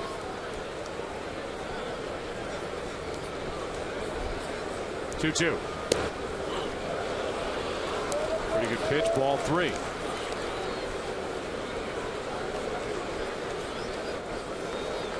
Aceves trying to wrap that breaking ball. Looked like a slider. The outside part, it just missed. Ground ball to second. Cano hit right at him. 1 out. Hyundai in-game box score for the Mets as we introduce the all-new 306 horsepower rear-wheel drive Hyundai Genesis Coupe. Cora digging in. He is 1 for 3. Beltran has a hit. David Wright has a couple of hits. He's 2 for 3. Sheffield with an RBI single. Tatis with a single and RBI, 2 runs scored. Santos has had a big afternoon, and the rookie Fernando Martinez 3 singles. Here's Cora. Strike 1. You had that note earlier. The first time 3 Fernandos have been in the same lineup in baseball history, and all have done well today. Fernando Tatis, Fernando Martinez, and Fernando Nieve.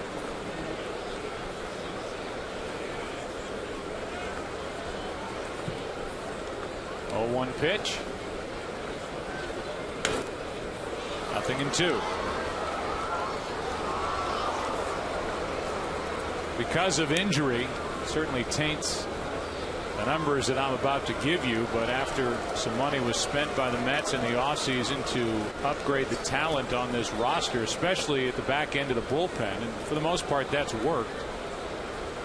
This Mets team is about dead even with where they were through 59 games last year. Last year they were 30-29. This year 31-28. Runs per game about the same.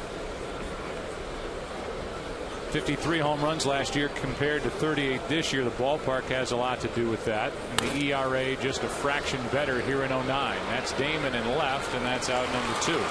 Also, in their division, they are battling a very, very confident, particularly offensively confident Philadelphia Phillies team, a team that is presently the world champions.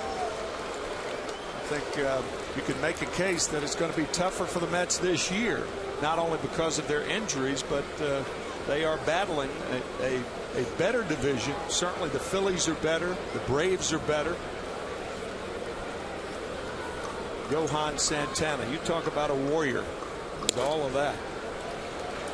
There's a strike to Beltran.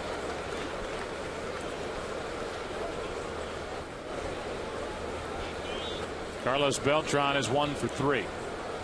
Single to start a 3-run rally last inning. Strike 2. Yankees in the bottom of this inning will have Damon, Teixeira, and Rodriguez.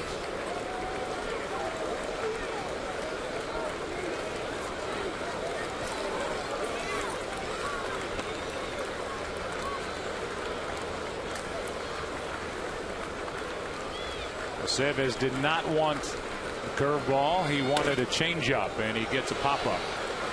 Shook off Posada 3 times and gets Beltran with a change. A perfect 6th inning, bottom half. Big bats coming up for the Yankees, who trail by 4.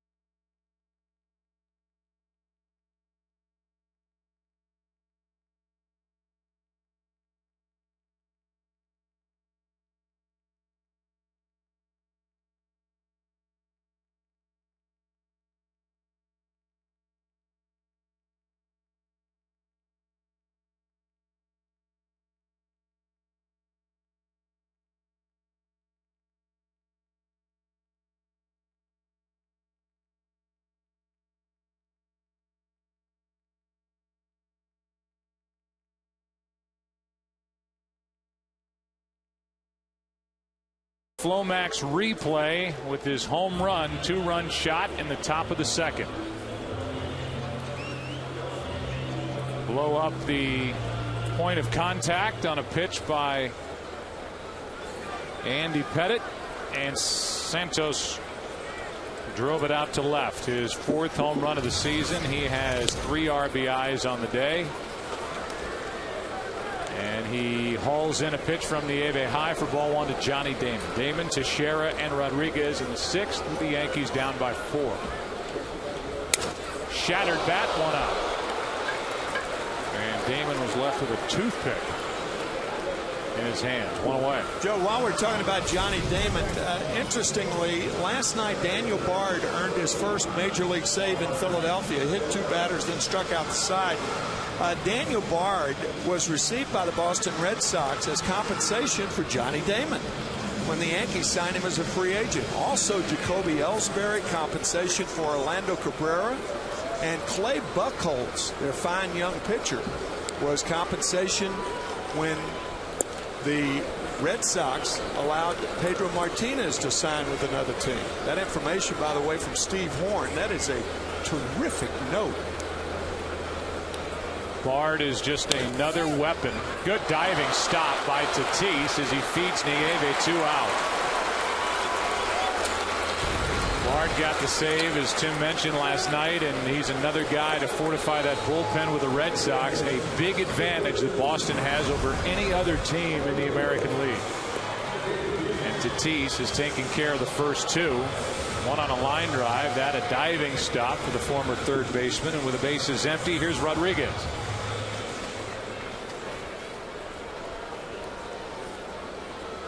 Alex has homered and walked.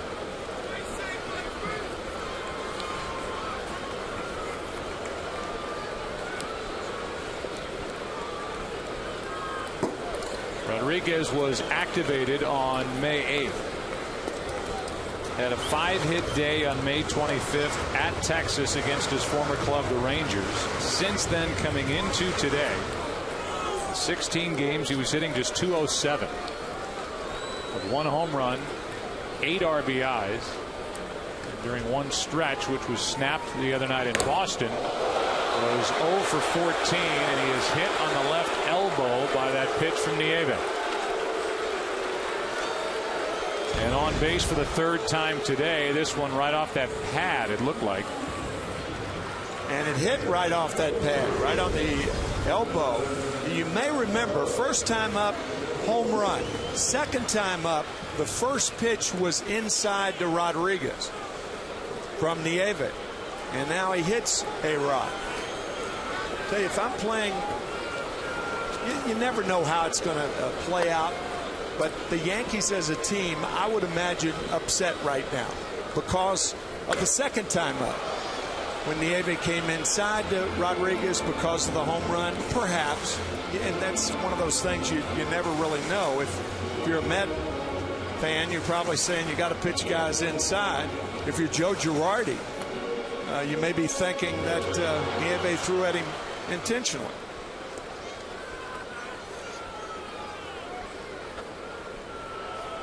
Nothing in 1 the count on Cano. Nothing in 2 on 2 fouls off to the left out of play. Cano 0 for 2 in this game. 4-run Mets lead, bottom of the 6th inning at Yankee Stadium. And a very well pitched game by Nieve in front of what is a rather tired bullpen for the Mets.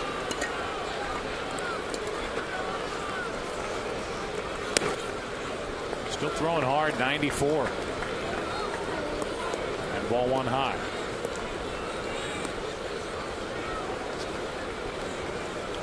I hearkened to what we said in the opening, that this was going to be a very difficult game for the Mets to win. They have responded beautifully after that crushing defeat last night.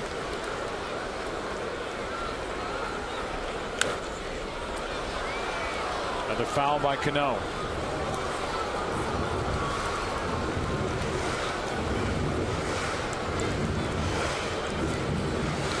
Tell you, the big picture, you don't want to go too crazy and make too much out of a start on June 13th, but this is a pretty big effort here today by Nieve. Absolutely. Considering how tired Jerry Manuel's bullpen is and the kind of week they've had. A strikeout ends the inning. Second strikeout for Nieve, and he has handcuffed the Yankees in their house. 5-1 after 6. Back to New York after this from your local Fox station.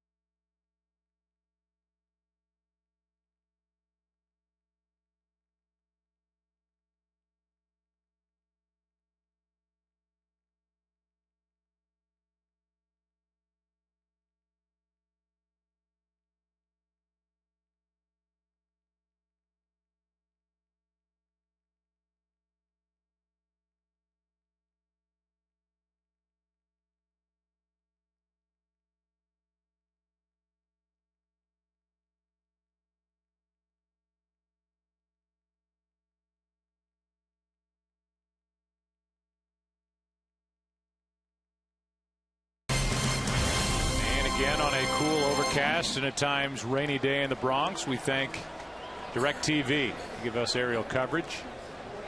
Get every MLB game in HD this season with DirecTV. Semis goes back to work and deals with David Wright, who's had another big day. 2 out of 3. Came in hitting .364. Up to .368.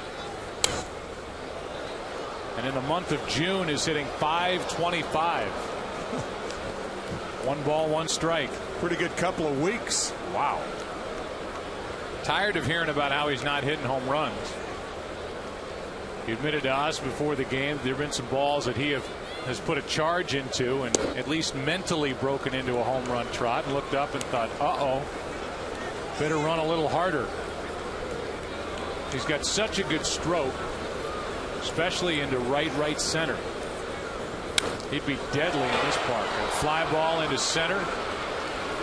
Gardner waiting for it. 1 out, and we send it out to Chris Rose amongst all of his friends out in the seats in right. Yeah, a lot of friends out here, Joe. Of course, Yankee Stadium on pace to give up almost 300 home runs this year. Well, this week AccuWeather said don't blame the wind, rather blame the curvature or lack thereof in right center field. They're saying the walls are so short, both height-wise and length-wise, that they're giving up like about 20 more homers than they would have given up in the old stadium.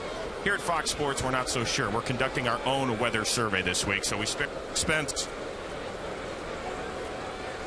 We've got that for you the rest of the game to test the wind. What's that guy's name?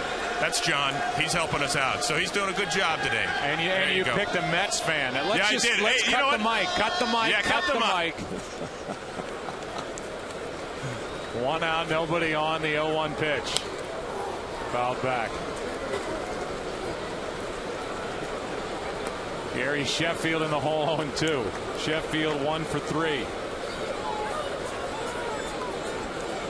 So they start chanting out in that area. It's not a good idea to have an open mic. No. But the Brewers struggling. So that score rolled by, losing 7-0 at home. Had an opportunity there over the last week to really get some distance in the NL Central, and it hasn't happened because of Colorado. Right. Of all teams, Colorado, they've won 9 straight. They swept St. Louis, went to Milwaukee, and swept the Brewers. Jim Tracy replacing their manager Clint Hurdle. Jim Tracy, a terrific baseball guy. So of course, so was Clint Hurdle, but you never know whether that change in the middle of the season is inspiration for any team to win. You know, you look at him in the NL West, and it looks like the Dodgers are going to run away with the NL West. That pitch is low, but in the wild card race, the Colorado Rockies are basically right there. Yeah. They've got 29 wins, 3.5 behind San Francisco in their own division. San Francisco would be right there in the wild card. What, they'd be a half game out or so, a game behind St. Louis. Here's a rocket into left. Off the bat of Sheffield. Bad knee at all. He's got another.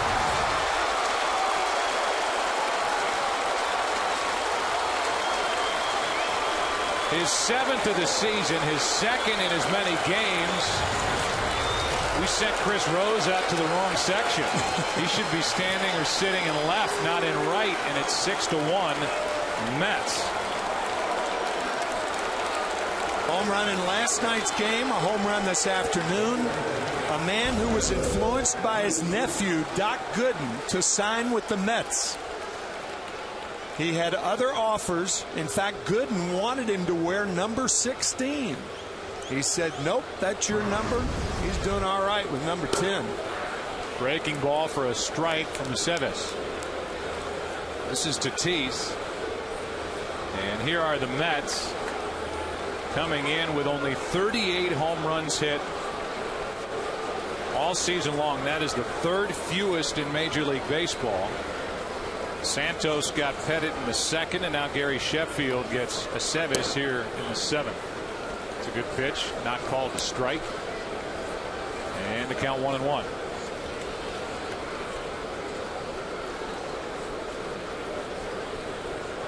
So Sheffield getting a chance to DH. Driven home 2. He's 2 for 4. That's a line drive to left, and Johnny Damon puts it away. 2 out. So among the players active, Gary Sheffield, who hit that 500th home run, was first with the Mets earlier this season, is up to 506. Manny Ramirez is next on that list with 533. Here is Ryan Church, who is 0 for 2.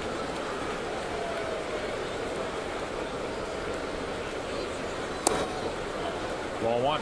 Once again, Manny Ramirez serving a 50-game suspension, and he should return with the Dodgers on July 3rd. That's barring any rainouts, postponements. Breaking ball in for a strike to Church. It's 1-1. Bottom of the 7th inning, the Yankees will have Posada, Matsui, and Cabrera against Nieve. No action for the Mets in their pen. It's low. 2-1.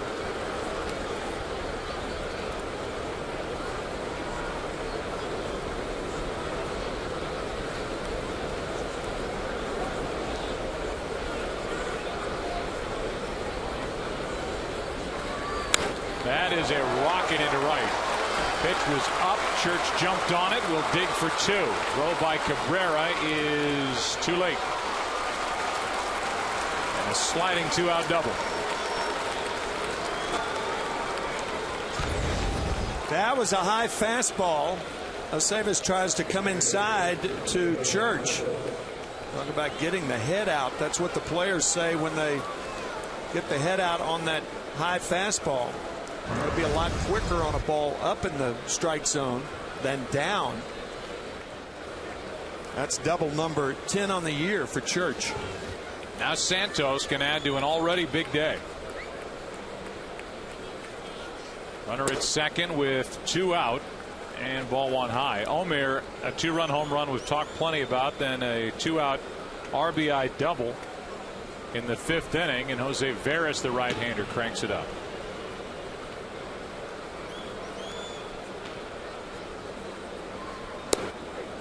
Breaking ball hits the corner. If you did not hear our interview with Joe Girardi, he said Brian Bruni, who pitched at Trenton today and is already back at the stadium, threw very well. So that's a big weapon that the Yankees will get back in their pen soon. Might be one and done as far as a minor league rehab for Brian Bruni. It's a big loss when they did not have him. Bruni has made only 1 appearance. It's April 22nd. Here's a 1-2 pitch in the dirt. Bruni dealing with a flexor muscle in his right elbow.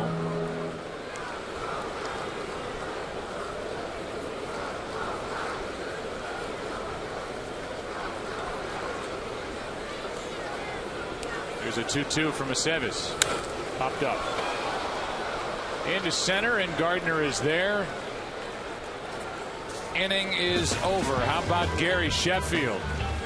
Been around for a long time, but he can still do it. Last night down the left field line against Tomko, and moments ago against Aceves. Another one to left. 6-1 Mets today. Time to strike.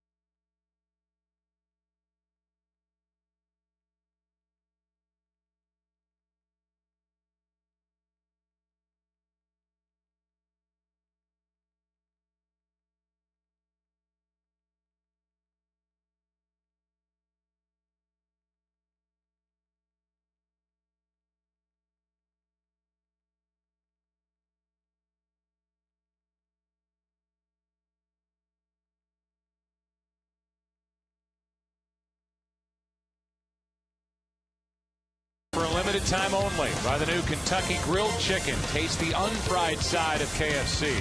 And by Hyundai Assurance, a little certainty in uncertain times. Back at Yankee Stadium, bottom of the 7th inning, all Mets today, and it's our Smirnoff Ice game summary. Omir Santos with a big afternoon, 3 RBIs, a home run. Sheffield goes deep for the 2nd game in a row, and Fernando Nieve getting the start. It's his first since 2006 in June with the Houston Astros. Has been outstanding, pitching now into the 7th inning.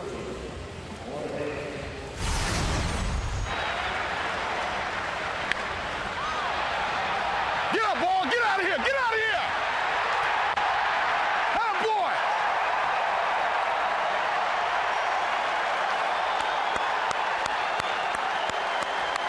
Atta boy, Santo! Atta boy! That's third base coach Razor Shines wearing a microphone for us and cheering all the way as Santos made his way around the bases. And now here's Nieve pitching to Posada to start the bottom of the 7th inning. Jorge 0 for 2. Matsui will follow, and then Cabrera. And there is still no action for the Mets in their bullpen. Try that baseball name on for size. Razor Shines. Fabulous name, isn't it? Anthony Razor Shines. Yeah. That's foul, and that's strike 1.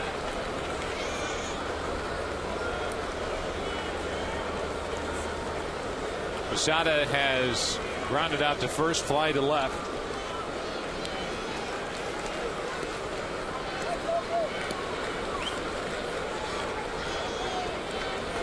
'95th pitch of the day coming from Nieve. To 0-1. And it's over but low. Good zip. The count 1-1. What an effort here today, Ken Rosenthal, by Fernando Nieve.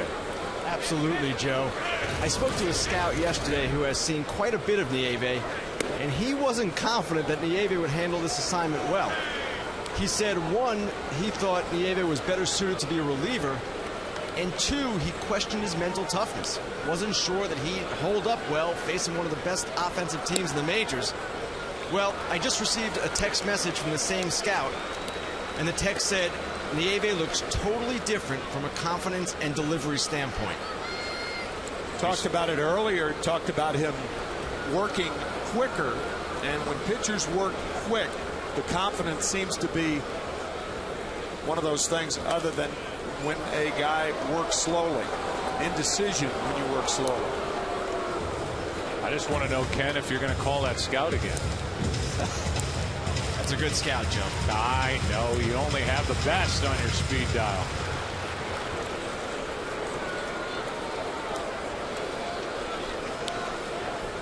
Three balls, 2 strikes to start the 7th. And to the right side, easy for Tatis. Posada's 0 for 3. Matsui coming up. Our Gillette trivia question is this: who is the only player to hit 40+ career home runs as a Yankee and a Met? Only player to hit 40+ career home runs as a Yankee and a Met. Since the Mets go back to 1962, you don't have to go that far back, obviously, to come up with the answer. Here's another ground ball off the bat of Matsui, and Nieve continues to make it look easy. 2 up, 2 down in the 7th. In case help is needed. Right-hander is Sean Green. Left-hander is Pedro Everyday Feliciano. Not only has Nieve never pitched a complete game in the major leagues, his longest outing, 7 1/3 innings. That was back on June 9th of 2006. But he's only pitched 6 complete games in the minor leagues over 10 years. That drops low, ball 1. Well, it was a heartbreaking loss last night for the Mets. A tired bullpen. The Yankees get that lift, and Nieve has shut him down so far this afternoon. That is a base hit for Cabrera. Takes a wide turn but holds. And for New York, that's only their third hit against Fernando Nieve. And here comes Brett Gardner. Nieve is only 26. He turns 27 in July. And the Mets have to hope that they fell into something here. Who knows where it goes after today on June 13th in the Bronx, but no matter what happens the rest of his day, 1 for 1 is Fernando Nieve. Yeah, and I think he's already earned his next start with his performance here today. Gardner has one of the 3 Yankee hits, and he takes ball 1 up and in. Brett took a high pitch and lined it into right down toward the end of the bat his last time up. Ball and a strike.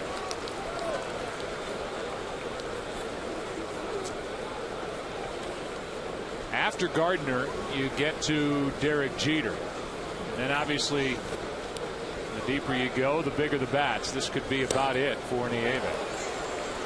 Made Gardner look bad on that pitch, and the count 1-2. Good changeup from Nieve. Gardner way out in front. That's 105 pitches today for Nieve.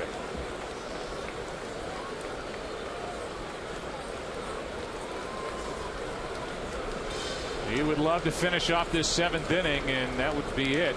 You would have to imagine for this right-hander here at Yankee Stadium. Off the end of the bat. Changed up on Gardner, and the count's still 1-2.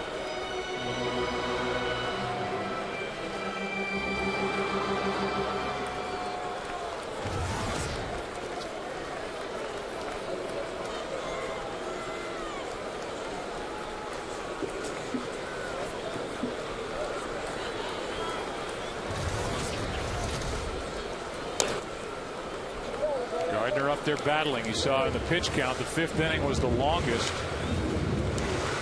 It's the most stressful on Nieve with regard to pitch count. In that inning, he allowed a walk, a base hit, but no damage done. The Yankees have only stranded 4 runners in this game. The Mets, meanwhile, have left 8.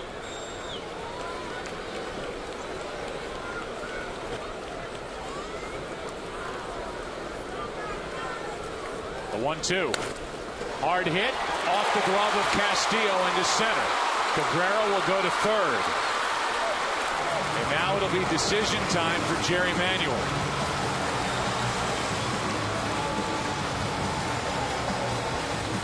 First and third, 2 out. And it looks like that's it for Fernando Nieve.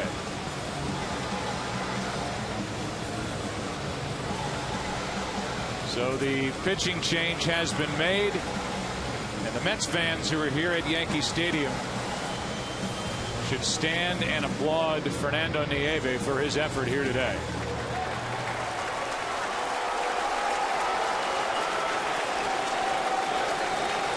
Gave the Mets all they could have hoped for and more. Green takes over. First and third, 2 out. Jeter coming up here in the 7th.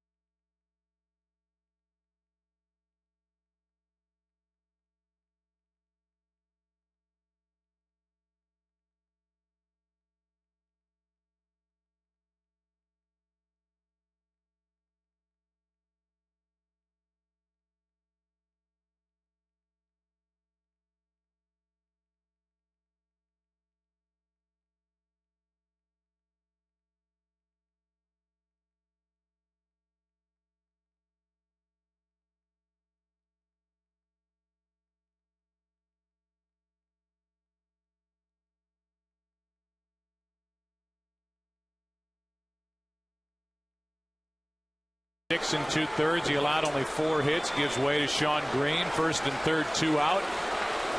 6-1 Mets. Bottom of the 7th inning, and Jeter at the plate. 0 for 3. Strike 1. Green has been hot out of the bullpen for the Mets.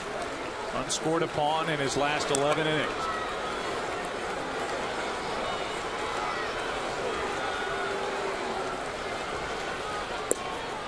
Breaking ball spins way outside. 1 ball, 1 strike.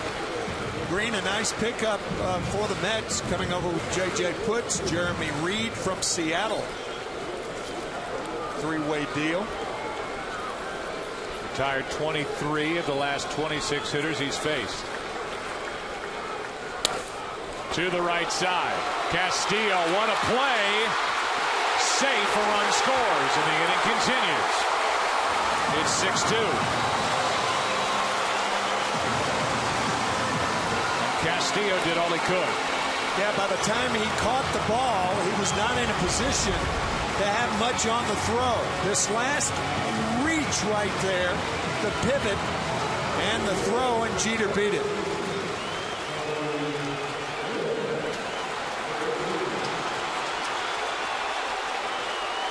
And now Johnny Damon could make this a 1-run game with 1 swing. Jeter was clearly safe.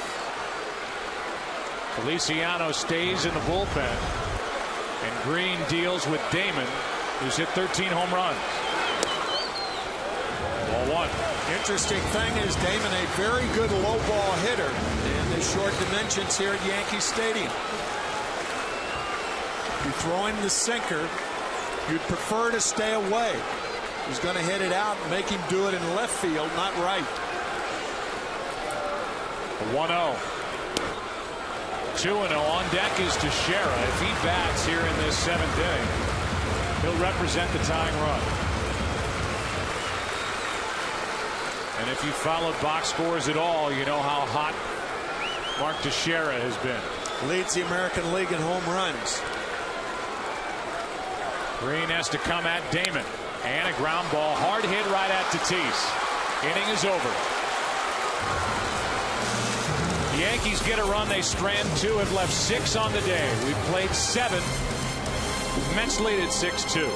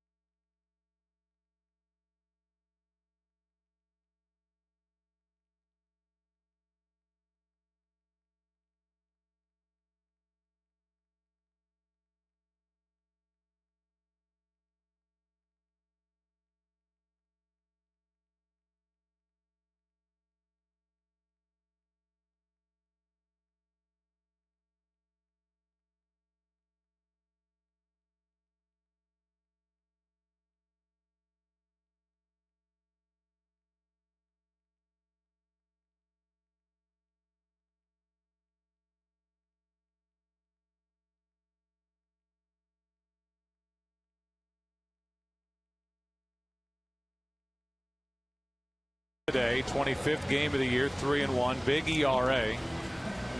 Part of that mix that they've been trying to figure out in the bullpen for the Yankees. And here is Fernando Martinez. Martinez is 3 for 3. Official score here at Yankee Stadium credited Fernando Martinez with a hit in the 5th inning, even though an out was recorded on a fielder's choice when Santos was caught in a rundown between 2nd and 3rd. That's something that could be reviewed, and it may be changed, but as it stands right now, Martinez is 3 for 3. Yeah, I thought it was a hit because there was no way to get Martinez. The 1-1 pitch. That is strike 2. In fact, all the Fernandos have done well. First time 3 Fernandos have been in the same lineup in MLB history. Nieve was outstanding as a starter. Right now, Martinez 3 for 3, and Tatis 1 for 3, and he's played well over at first base. A 1-2 pitch off the end of the bat into shallow left center, and Gardner is there. 1 out. Time for a DirecTV game break, and it's Albert Pujols when you talk about the Cardinals doing anything offensively off Tomoka. That was in the top of the 4th with nobody on. Then again in the top of the 6th with nobody on. And he ties Adrian Gonzalez of the San Diego Padres with 22 home runs on the season. 3-1 Cardinals lead at Cleveland. They're in the 9th inning, and you can watch your favorite MLB team no matter where you live with DirecTV. There's Castillo, and there is strike 1. And you can watch your favorite All-Star on July 14th in St. Louis. And what's going to be interesting is to see Albert Pujols bat 4 or 5 times, because almost assuredly he will play the whole game for the home folks. Take a look at the leading vote getters for the National League. Pujols leads the way over anybody. He's at first base. Chase Utley's right behind him voting wise at second base. Jimmy Rollins, his double play partner, at short. David Wright of the Mets. Beltran of the Mets in center. Ibanez and Braun. And Yadier Molina, the outstanding defensive catcher who is hitting well this season, is leading at the catching position. That's ball 1 up and in. Nobody has ever hit more than 2 home runs in an All-Star game, and the way Pujols is hitting, well, he is really something in my view, and a lot of people's view, the best player in the game today. And what's remarkable is he has 22 home runs here on June 13th, and he really has very little protection in the Cardinal lineup. Like Gonzalez with San Diego. Like Ralph Kiner with the Pirates. Yeah. You know, you don't know how they do it. You don't know why they ever get a pitch to hit.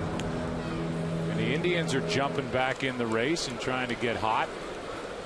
They have no reason to put it on a tee for Albert Pujols, but they did twice, and he doesn't miss. Here's a 1-2 to Castillo. Drives him off the plate. Veras does. It's 2-2.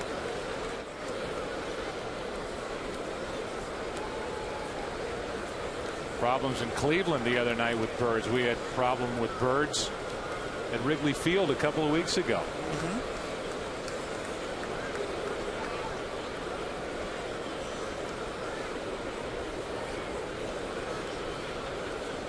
Here's a 2-2 in the dirt. How about in the AL?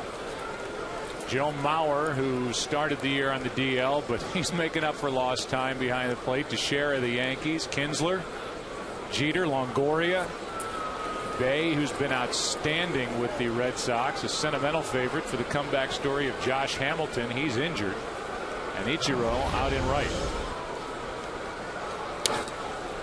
Ground ball. Veras got part of it. Cano cannot get it to first in time to get Castillo. Castillo has his second hit of the day. He's 2 for 5. Well, it's a hard play. Cano with a very strong throwing arm underhands it, but Castillo was safe at first. Only way that Robinson can make that play was flat-footed. Strong throw, but Castillo clearly safe. So 1 on 1 out, and Alex Cora steps to the plate. Alex is 1 for 4, singled in his first at bat. The Mets got 2 in the second on a shot. 2-run home run by Omir Santos. The Yankees got one of those runs back in the bottom of the inning on a home run by A-Rod, his 9th of the season. Mets got 3 in the 5th, 1 in the 7th. Yankees got that one back in the bottom of the 7th, driven in by Jeter on an infield hit. 6-2 here in the 8th, and Cora steps up.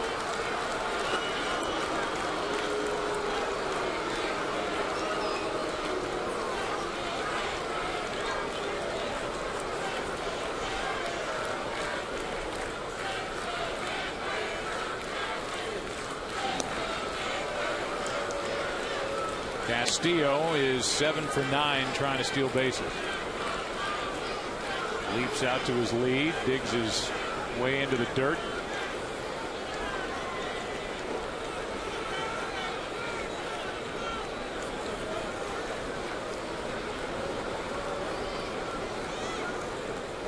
And a pitch out. Castillo now running. Ball 1 on Cora.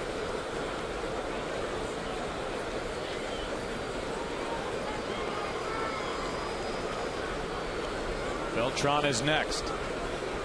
Yankees in the bottom of the 8th inning. Teixeira, Rodriguez, and Cano, and here's Citi Field. One Burrow to another. Here's a fly ball down the left field line. Damon a long run to make the play in fair territory. 2 out. Now LaGuardia in the foreground of that view of Citi Field, and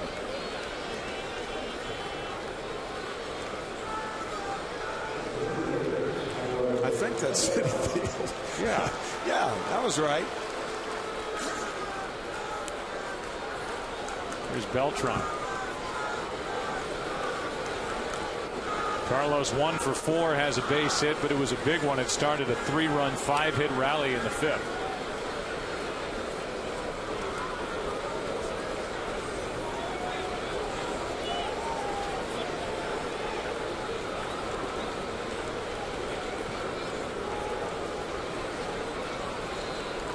Beltran on the season has hit 8 home runs. Start of the day, 4th best average in the National League, 343.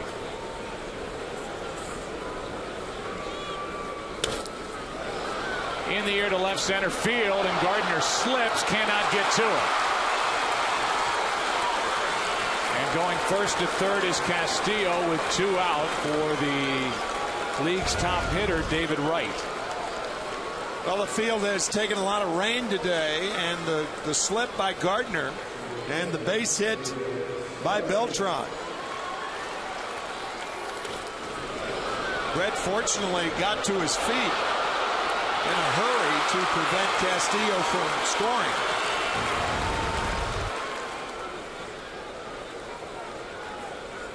Gardner looked like he was almost going to do that on the ball hit by Martinez to start the inning, kind of rounding his way behind the ball, and with that slick grass went down, and now it's first and third with 2 out, and David Wright could blow it wide open for the Mets. And the Mets would love a chance to have that happen so they can exhale here in the last couple innings. Nothing has been easy. After losing 2 of 3 during the week at home to their divisional rival, the Philadelphia Phillies, they lost last night 9-8 on that dropped pop-up. And to bounce back from all that and get a win here on a Saturday afternoon.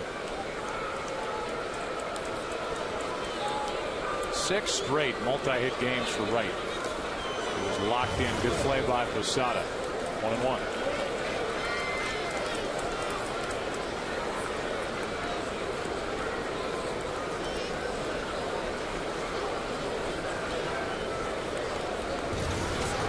Two more hits on the day for the Mets, and 16 in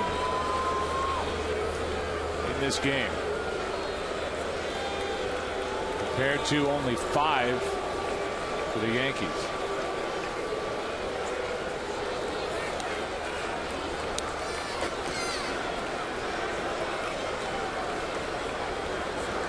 check Castillo over on third. When Veras made that throw to first base, Castillo broke off a third just in case Teixeira, in a rare bobble, would drop that ball. Castillo would have tried to go home, one would think.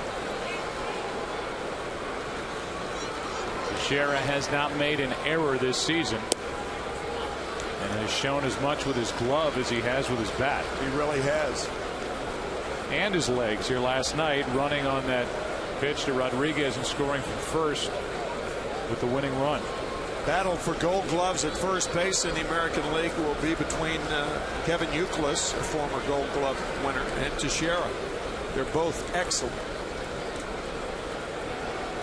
The 2-1. 3 balls and a strike with Sheffield next.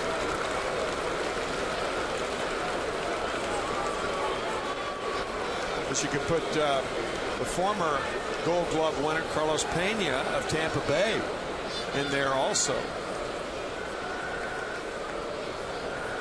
Here comes a 3-1 to David Wright. There goes Beltran, and there's a ground ball to third. Rodriguez picks it up and throws across to end the inning. 2 hits, 2 left. Mets have stranded 10. Teixeira will lead it off in the bottom of the 8th. The Yankees down by 4.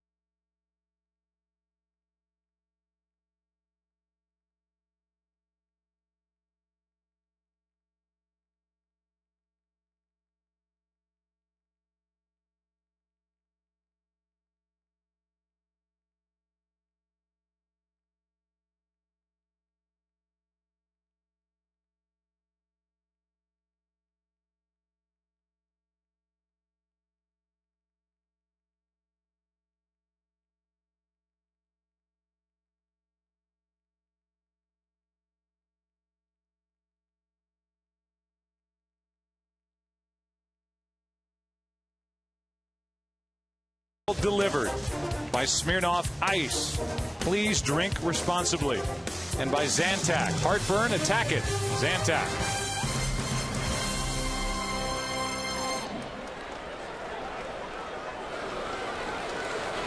(6-2) into the bottom of the 8th, and Mark Teixeira will try to get something started for the Yankees.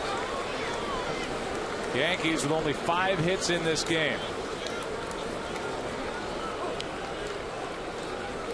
Rodriguez is next, and then Cano.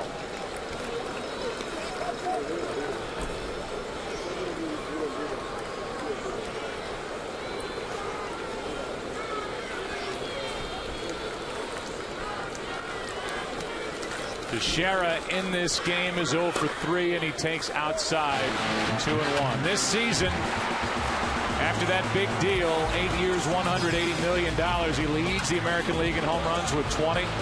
Come up with big hits, and he is one of 4 American League first basemen without an error. He has done just about everything. Got off to that slow start, but once Alex Rodriguez came back, was activated on May 8th, everything settled in for Mark Teixeira. Grew up idolizing Don Mattingly, who starred in the Bronx. That's grounded to first. Tatis has been busy over there today. 1 out. Mark Teixeira started his career in Texas, went to Atlanta, and then to the Los Angeles Angels of Anaheim, and now in big-time theater. And that's exactly what's going to happen to you on Monday night with HBO at 9 p.m. Eastern Time. Joe Buck Live. Oh, Joe, that's going to be great. Thank you. You're going to just do very well. Well, we have good nice guests. Going. That's good. Takes the pressure off. Here's Rodriguez. Talked about Rodriguez coming back and what he did to Mark Teixeira. Without A-Rod, Teixeira hit 198 in 25 games, 5 homers, 15 RBIs. Coming into today, Teixeira hitting 360, 15 home runs, 39 RBIs in 32 games with Rodriguez behind him. 1 out, nobody on, and a breaking ball is ball 1 just outside. Rodriguez has homered, walked, and been hit by a pitch.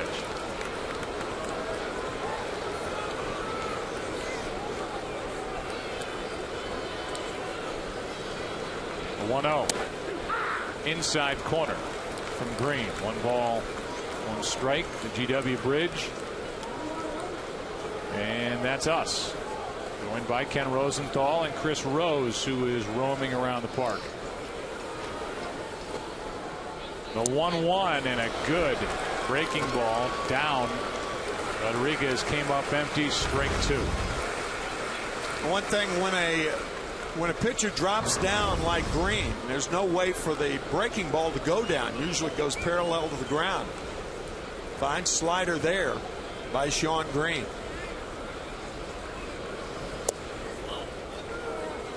Two and 2. So now Green has stepped up in that bullpen as the Mets try and find somebody to make up for the loss of Putz. They hope will come back sometime in August. And a good pitch down and in gets Rodriguez.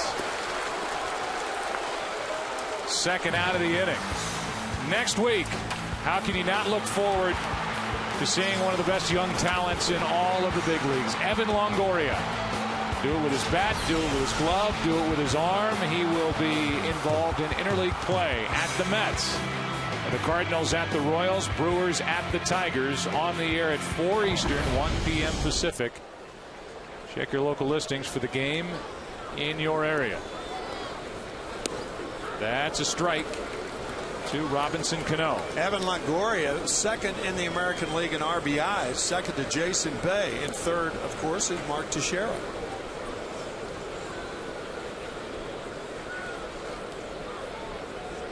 The 0-1 from Green. Good moving pitch and a hopper to Tatis. That's it. A 1-2-3 inning for Shawn Green. We go to the 9th at Yankee Stadium. Mets will bat. They're having the fun today, up 6-2.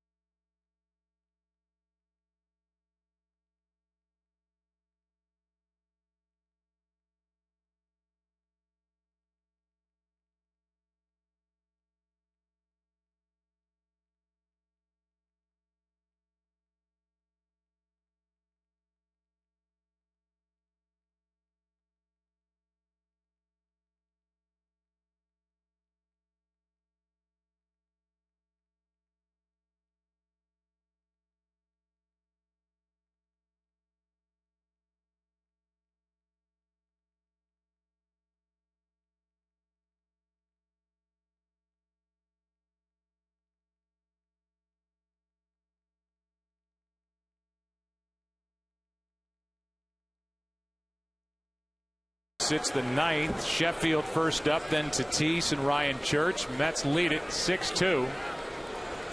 Trying to split the first 2 games of this series, and then for the Mets, they hand the ball to Johan Santana.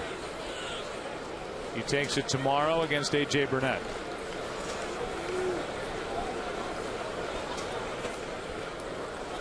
Here's a 1-0 to Gary Sheffield, who's homered in this game. Also has an RBI single. He is 2 out of 4.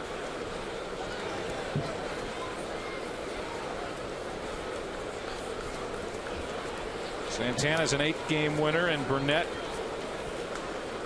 a 4-game winner so far here in 09. 2-0 pitch. Odd way to catch the ball for Posada, but he hauled in strike 1. It's 2-1. Gary Sheffield talking about when he during his days with the Yankees as K-Rod, Francisco Rodriguez, gets up to throw. Gary saying that he was booed by Mets fans. He has not been booed by Mets fans today. Still 2-2.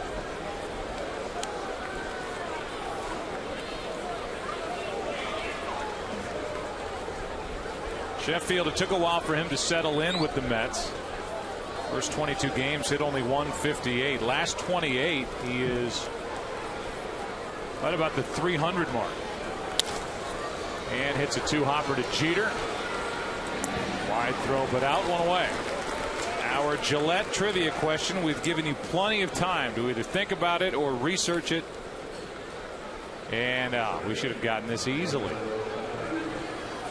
252 of Darryl Strawberry's home runs were with the Mets, 41 with the New York Yankees. And for Gillette, the only player to hit 40-plus career home runs is both a Yankee and a Met. The aforementioned, you were talking about him earlier, Darryl Strawberry. Yep. Here is Tatis, and there is strike 1. Darryl has a new book out detailing his life, which has taken many turns. And I know you've said before that when he first came up, you had rarely have ever seen that kind of talent. I thought that Darryl Strawberry would be a guy who hit the longest home run in the history of the game. He hit some long ones in the home run hitting contest in the Houston All-Star game the day before the All-Star game in 1986, hitting the back wall of the Astrodome above where all the fans sat. Longest ball that I had ever seen hit there, but of course it was a home run hitting contest. And he may have hit what would have been the longest home run when he hit the rafters at the Big O in Montreal in 1987. First trip up there by the Mets. But of course, because it hit the facade way above the playing field, no one had a chance to measure it or guess the measurement. Hit it against Randy St. Clair, who was earlier in the year the pitching coach of the Washington Nationals. There's a 2-2. Tatis is frozen on a breaking ball, 2 out. First strikeout for Veras, trying to go 2 scoreless innings. And again, our thanks to the DirecTV airship bringing us our aerial coverage. And DirecTV gives you every MLB game in HD this season. Here's Ryan Church. Church is 1 for 3, doubled his last time up when he ripped one into the right field corner. Veras deals and a strike. The Yankees in their last chance, bottom of the 9th, will have Posada, Matsui, and Cabrera.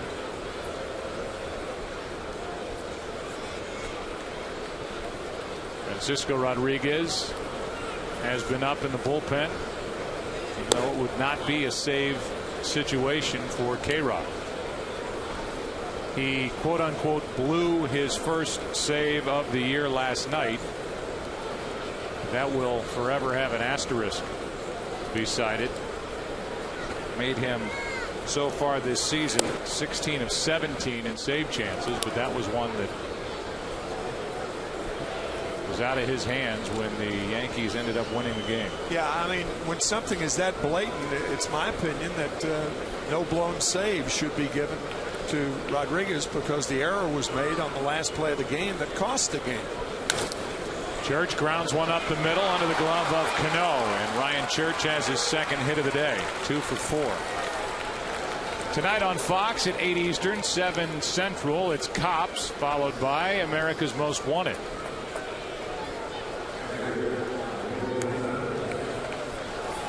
So crime fighting tonight and every Saturday night on Fox. Here's Omir Santos. What a day for him. Good work behind the plate, a 2-run homer, an RBI double. He got the start today, and he made Jerry Manuel a happy manager. What he did swinging the bat. Got the start and got it started for the Mets. His 2-run shot opened the scoring in the second. That's high, ball 1.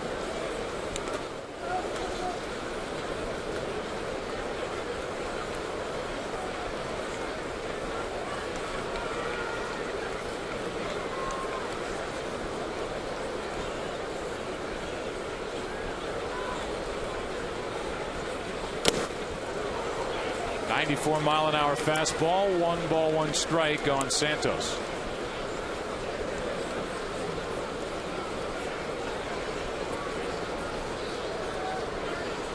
This is a Yankee franchise that all time during interleague play is 125 and 89. That's the best record across baseball in interleague play.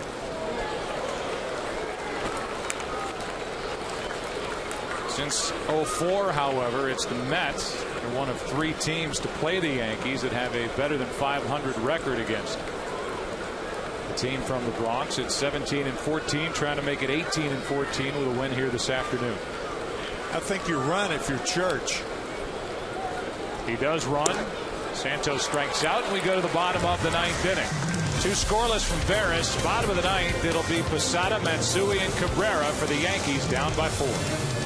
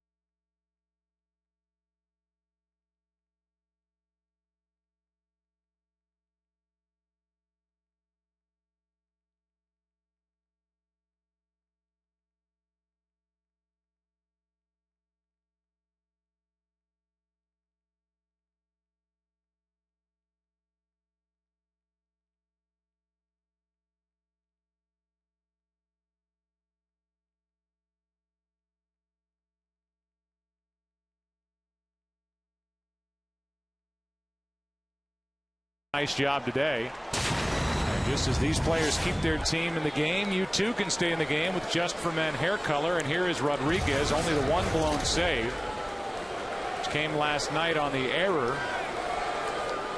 He has been as advertised for the Mets.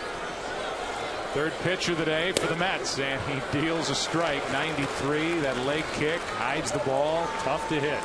K-Rod, only 27 years old, his 8th year in the major leagues, exploded onto the big stage in 2002, winning 5 games in postseason. 5. That's high. Sean Green, an inning and a third, no runs or hits, actually 1 hit. No walks, 1 strikeout. He allowed 1 inherited runner to score. So the final line on Fernando Nieve, who stands to be the winner, 6 2/3, 2 runs on 4 hits. Good work by Green in the middle. Now Francisco Rodriguez, 1-1 to Posada. 2-1.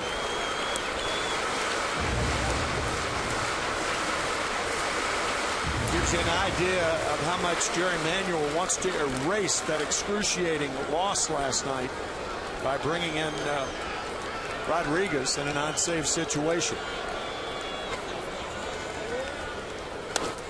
Posada breaks his bat, pops it up, shallow left, and Martinez, the rookie, in to make the catch. Last night, Joe Girardi brought Mariano Rivera into the 8th inning.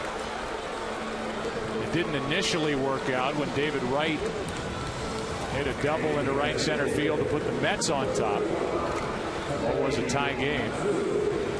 But that showed the importance for the Yankees on the heels of that 3-game sweep at Fenway, and now the reverse is true here with Manuel bringing Francisco Rodriguez in to pitch with a 4-run lead. Here's Matsui. Hideki 0 for 2 with a walk.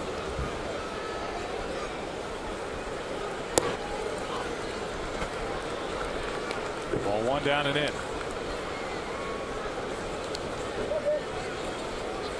Turned 35 yesterday, hit a 3-run home run here last night. 1 year after turning 34 and hitting a grand slam out in Oakland.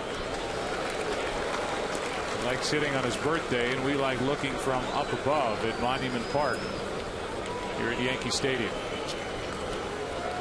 Out in center field, straight away.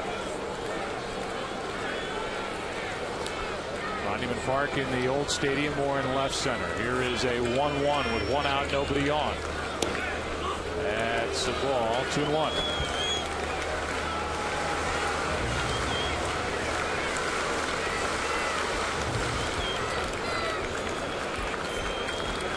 The Yankee faithful and the Mets fans are left here at Yankee Stadium with the rain still falling. 6-2 Mets, 1 out in the 9th. 2-1 pitch. Good pitch. Outside part, 94-mile-an-hour fastball. It's 2-2.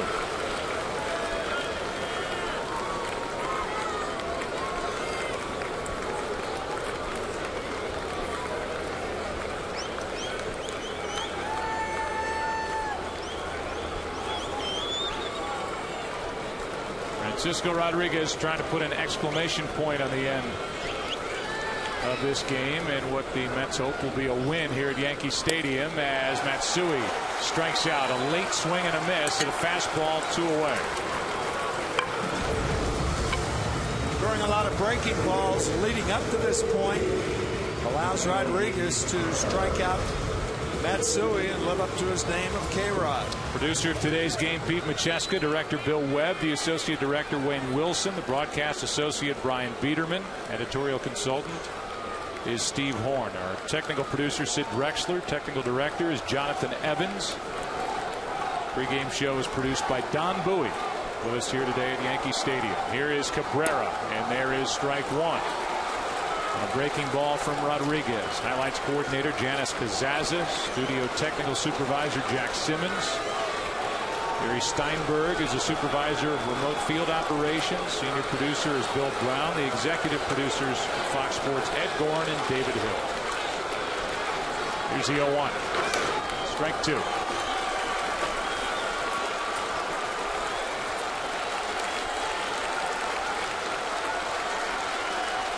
Mets on their way to their 32nd win of the year. Make that guy happy.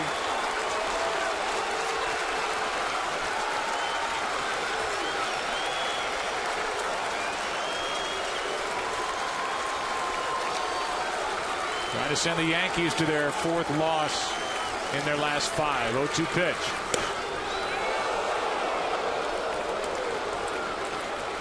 Ball 1.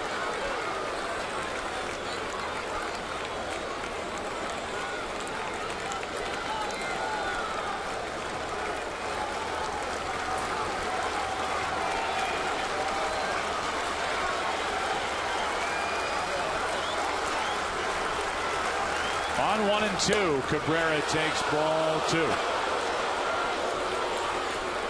Francisco Rodriguez just throws everything he's got. Body, arm, baseball, it's all coming toward the plate. Very deceptive, and he's got explosive stuff. His 2-2 pitch to Melky Cabrera.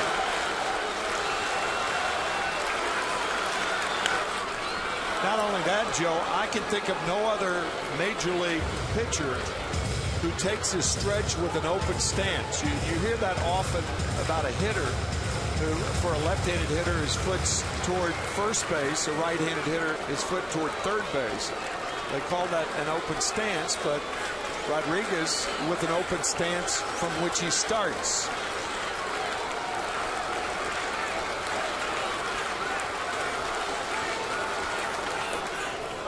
It's down and in, trickles away, and for Cabrera, a full count.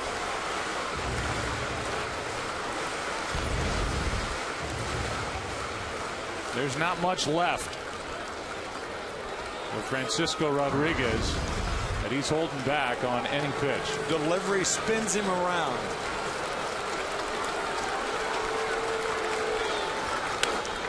Left side, that's David Wright. Stabs it, throws it. Game over. Mets win it, a final of 6-2. And a perfect 9th inning for Francisco Rodriguez in a non-save situation. And for the Yankees,